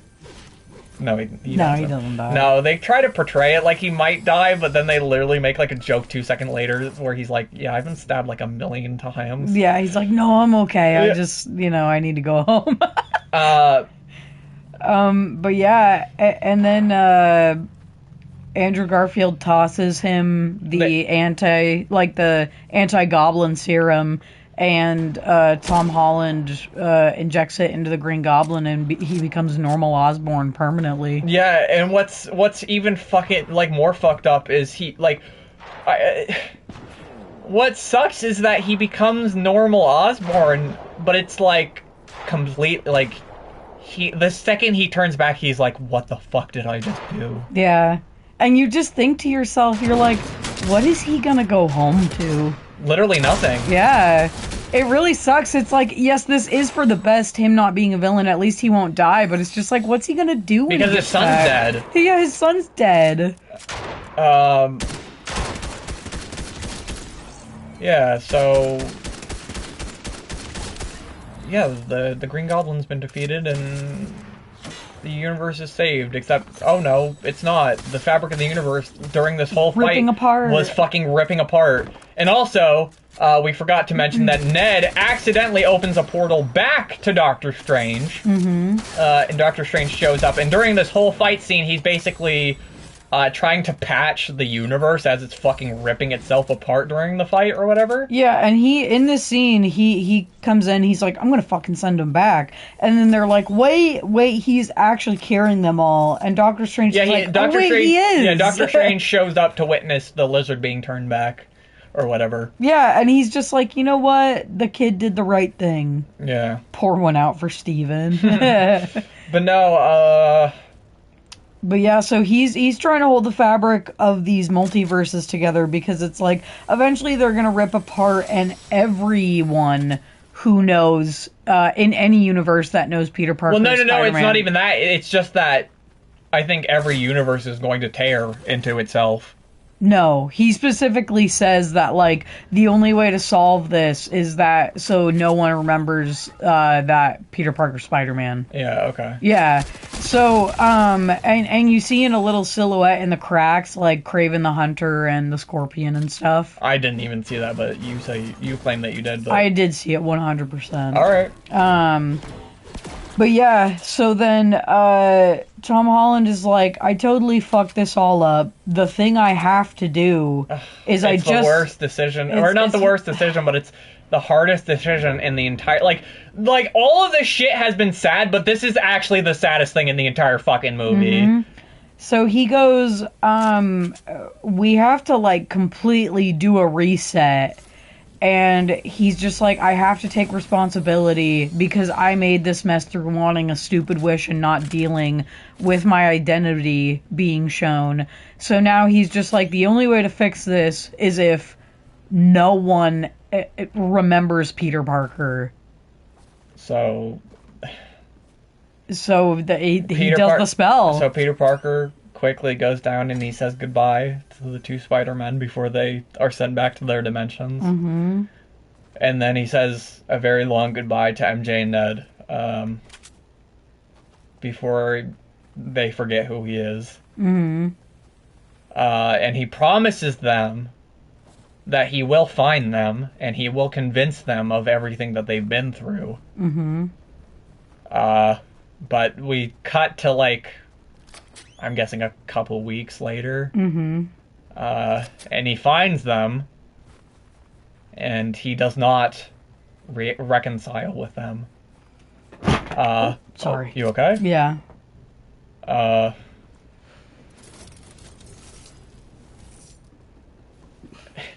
That's the end of the movie. I mean, yeah, that is the end of the movie. Mm-hmm. I mean, he's now living in an apartment by himself.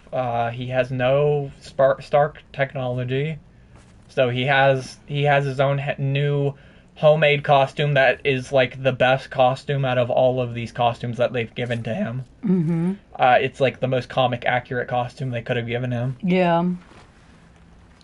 But he just goes into a donut shop where Ned and MJ are hanging out. She works there, and he is gonna tell her, but it's just like, you feel it with him. It's like they're just not gonna believe him. Yeah, it's just like, how do you even convince them of that? You know, and it's very, very sad. Yeah, and you're like, I think Brant was most upset last night by this part of the ending. And that's and it's not because I think it's a bad ending, far from it, because it's a really mature ending. It's a very mature ending, and I think the ending makes this one of the best Spider-Man films. Mm-hmm. And I honestly think, I guess these are more kind of around my final thoughts on the film, that I didn't realize until very late this morning that this whole Spider-Man trilogy is just Spider-Man's origin story. Yeah. That's it. Yep. Like, there... Because the great power comes with great responsibility. That happens in this movie. Like, it all leads up to this. Yeah. And I'm just thinking, like, holy shit, what one movie took of a Spider-Man film. You know, Spider-Man 1, they have that message, the origin. Mm-hmm. Spider-Man 1, or Amazing Spider-Man 1, they have the origin. 3 whole movies to develop an origin story. Mm-hmm. Fucking brilliant. Yeah. And my only fear is that they know where they're going with this. Story-wise, at least somewhat. Like, obviously, there's going to be changes in stories constantly. Like, you're not going to... Because even with this movie, I'm very curious as to what this means, but I remember there was an article where they said that they completely changed the end of the movie. Like, this, wow. Well, yeah, no, that they filmed the end of the movie, and then Tom Holland said, I do not like this, and then they completely changed it. Interesting. So... I guess Tom Holland has a lot of, like, really important creative control over these movies. I suppose, yeah. But it's just, like, I really hope they know what they're gonna do. And that's just the fear that I have, because this is connected to the MCU. I'm just hoping that, like, yes, I want to see... It's just, like I said, the fear of where it's gonna go, because it's like, I want to see Spider-Man in other MCU films, but it's like, I don't want heavy Spider-Man development in those films, because I feel like that takes away from it. Well, and also you were saying you don't know, like, what they're gonna do. Like, why do the other 2 films matter? Or at least the first one, I guess. Yeah, that's what I'm saying. Like, they've made me care about these relationships. They have taken the time to craft Peter and Ned's relationship in the first movie, Peter and MJ's relationship in the second movie, and then in this movie, it's really well developed. And then they hit a home run. Yeah, and then they take it away. Yeah. So, which is obviously supposed to be the point of the movie, but I'm just hoping that, like...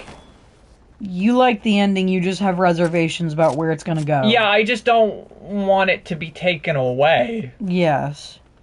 Because it's like, I feel like they've almost written themselves into a corner, because it's like, do they make them just remember Peter, and then that this whole thing doesn't even matter? I don't know. But I don't know. Well, obviously he's learned his lesson. He can't use magic or anything anymore. Yeah. Yep. He's just got to be responsible neighborhood Spider-Man, and I am so excited to see what they do, where they take Peter Parker, Mm-hmm. Tom Holland. I know Tom Holland's being like, oh, I'm thinking about like taking a break from acting. Please just finish out your Spider-Man stuff, please. Yeah. I get it that you're a busy person, but please, this is like everybody fucking loves Spider-Man. Like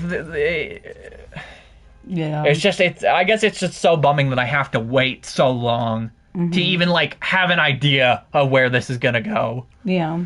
But I guess I was just happy with the ending, and it's like I have reservations too. But I'm just taking what I have right now. We just came off this film literally last night. It just came out. So I'm not gonna think about the future of Spider-Man quite no, yet. and I'm not letting the future of the movies dictate how I feel about the film itself. I am just hoping that they can, like, because it's like this movie's better than Endgame. Yeah. I don't give a shit. It's just better than Endgame. Like and I think it does. I think it has some like more stakes. Like bringing in Tobey Maguire and Andrew Garfield is fucking insane. Mm-hmm. Even if it was like leaked or whatever, that is like still a huge ass feat. So it's like, I don't know. Just they've given us like the pinnacle. So it's like, it's just going to be really hard to top. Yeah. I guess is my point. But, you want to give scores? Yeah, I guess, any final things about the movie, though? No, It was a really good time. It was a really good movie. The only things I want to comment on production is that Michael Giacchino did the score. He's my favorite Marvel movie scorer because I fucking hate Marvel movie scores. Because they're pretty generic. They are pretty generic. The only one I ever liked was the Doctor Strange one, which he did. And he does this movie, and there are standout themes and stuff. Mm-hmm. It's good music. Yeah. The second thing is like, the storytelling is very good, but if you're looking for any, like, filmmaking that's dynamic in comparison to other Marvel movies, it's just not. It's just the same sort of filmmaking as other Marvel movies. Yeah, like there are some, like we were saying, we haven't even really gotten into, and I don't think we'll have a lot of time to talk about, but there were just some slight things in the plot where we were like, it's not like super important, but we were just questioning, like, so when the villains go back, does that mean they go back to the present time? So that means that, like, or do they go back to the exact moment that they disappeared? Because if they go back the exact moment they disappeared, then that fucks with, like, timelines and stuff really badly. Yeah, because it makes me think, in this case, does Harry die? Well, if Sandman isn't a villain anymore? Well, no, and it's like, but the way that we kind of came to the agreement is that they have to go back to the present timeline for it to make sense. Yeah. So, yeah, like, Harry has to be dead. I guess so, yeah. You know what I mean? It's like these people did die, and then I guess they're just now back alive, technically. Yeah, it's just a few little things. Which is like, it is like, though, it's like Otto's wife is still dead, though. It's like, what do these people have to look forward to? Well, I mean, like, we suppose a relationship with Spider-Man. They have someone... Really? You think that, like, these villains are gonna go back and, like, be friends with Spider-Man? Like, Kurt Connors was his friend before. You know? We were saying it with the Jamie Foxx. No, actually, you're absolutely correct. I could see that too. Spider-Man helping them reintegrate into life. Yeah. New relationships. You're absolutely correct. Yeah. Yeah, no, that would be that. Yeah. That's clever. I like that. Yeah. I'm gonna take that as what it's supposed to be, and I hope that is it. Yeah. Yeah. But yeah, I'm gonna give it a 9 out of 10. I want to almost say, because it is literally I want to almost say a 10 out of 10 because it literally is everything that I wanted it to be. Yeah. Oh. What? The post-credit scene. Oh, yeah. I guess I'll talk about this because I gotta go in a minute, but I will get my score of 9 out of 10 as well. Yeah, mine is more leaning towards 10, though. So there's a problem. There's a problem, people. There's a problem. And there's no explanation. There's no fucking Venom in this movie. There's no Venom.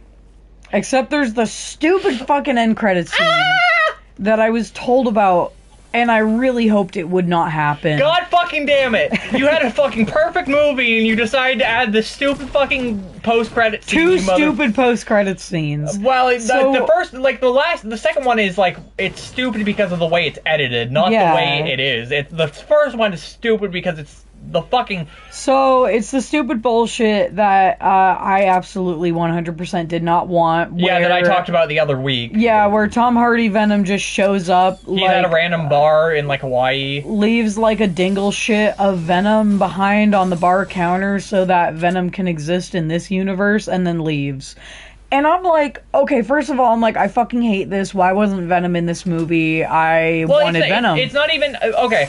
The way I saw the movie, Venom fitting in this movie I don't think would make sense. I think that because they make a point that dimension, they make it like a joke that dimension's like sliding in is like under like Doctor Strange's like radar. So what they should have did, and I not being like, oh, this, if I made the movie, I mean I am doing that, but they should have just made it so that he didn't go back. Yeah. That his dimension fucked up somehow. Yeah. And didn't send him back. And then he was there for the next movie and then gets sent back. But anyhow, I was pissed that there's no Venom in this universe at all. They just wanted to drop the dingle shit of Venom symbiote bullshit on the bar counter. Now here's my two problems with this besides I'm pissed that Venom's not here. One, they say that the reason all these villains are here is because they know that Peter Parker is Spider-Man. Tom Hardy Venom doesn't even fucking know Spider-Man exists. Well, Spider-Man doesn't even exist He doesn't exist in his universe. Yeah, still that makes no sense. He doesn't even...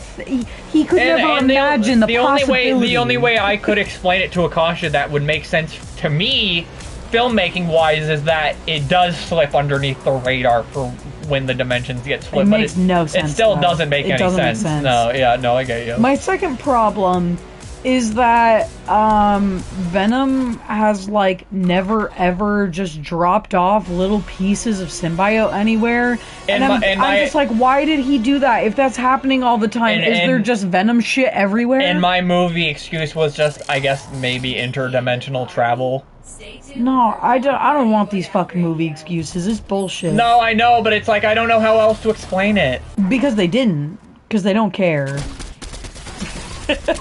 You know what I mean? Well, wait, maybe because he does say, let's go to New York to find this spider guy.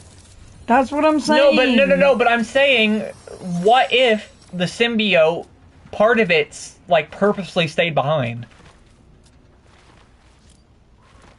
Because he does notice that he's disappearing. So you're saying that there's dimensions of Venom that he himself cannot control or understand. Yes. We haven't been shown that, though. I don't know. It doesn't make sense. I wish they hadn't even teased this bullshit. Yeah, I honestly wish it would. I wish it wasn't even in the movie. But I would have preferred just Tom Hardy not even be in the movie. Also, there was just a trailer for Doctor Strange. Yeah, instead of a post-credit scene. Yeah, the post-credit scene. The second one was just a trailer for Doctor Strange 2, basically. Really weird. It was not a post-credit scene. It was literally a string of scenes edited together as a trailer. Yeah. Are you getting ready to go to work? Yes, I have to go. Alright, I'm just gonna wrap this up by, I'm just gonna give some final thoughts. Oh, you're gonna put Davey in the... Say bye-bye. Bye-bye. Bye-bye. Bye, Davey. Bye, Kasha. Thank you for being on the review. Yas. I'm gonna get off here in a minute, so. Alright. But my final thoughts is this is my thoughts for Spider-Man 4 and 5. Since we now have the symbiote. Spider-Man 4, we're gonna have Kraven the Hunter as the villain. And we're also going to have Black Cat as the main love interest. As like the, she's gonna come in and she's gonna spice up Peter Parker's life and do that whole shit. Or whatever. That's gonna be the plot of that one, I think. And then It's just I don't know where the symbiote comes into this, because it's like, are they just gonna make like a Venom movie where like Venom is the main villain separately from Tom Hardy's Venom? Because I would so much just rather that Tom Hardy's Venom be in the Spider-Man universe if we're gonna have just a different Venom, but I don't know. I think because they said that Kraven the Hunter was gonna be the villain of this one, if the whole multiverse thing didn't happen, so I think he's definitely gonna be the villain of the next one, so I'm hopeful. I'm very, very hopeful. But, yeah, that is gonna do it for me, I guess. I hope that you guys had, you know, fun. I certainly did. Hold on. Let me... Alright, let me... Raid channel? No? Or save. Hold on. There we go. Alright, is there anyone on? No, there's no one on. Alright, well, with that being said, though, I appreciate you guys so much for stopping by for the review. Not many, obviously, did because just, spoilers and it just came out. But I hope that if you watch it on the YouTube version, that it was a good review. We very, very much enjoyed the movie. Yeah, just thank you guys so much, and we'll let you guys know what our next review stuff is going to be. We have no clue yet, but we will let you know. But bye-bye.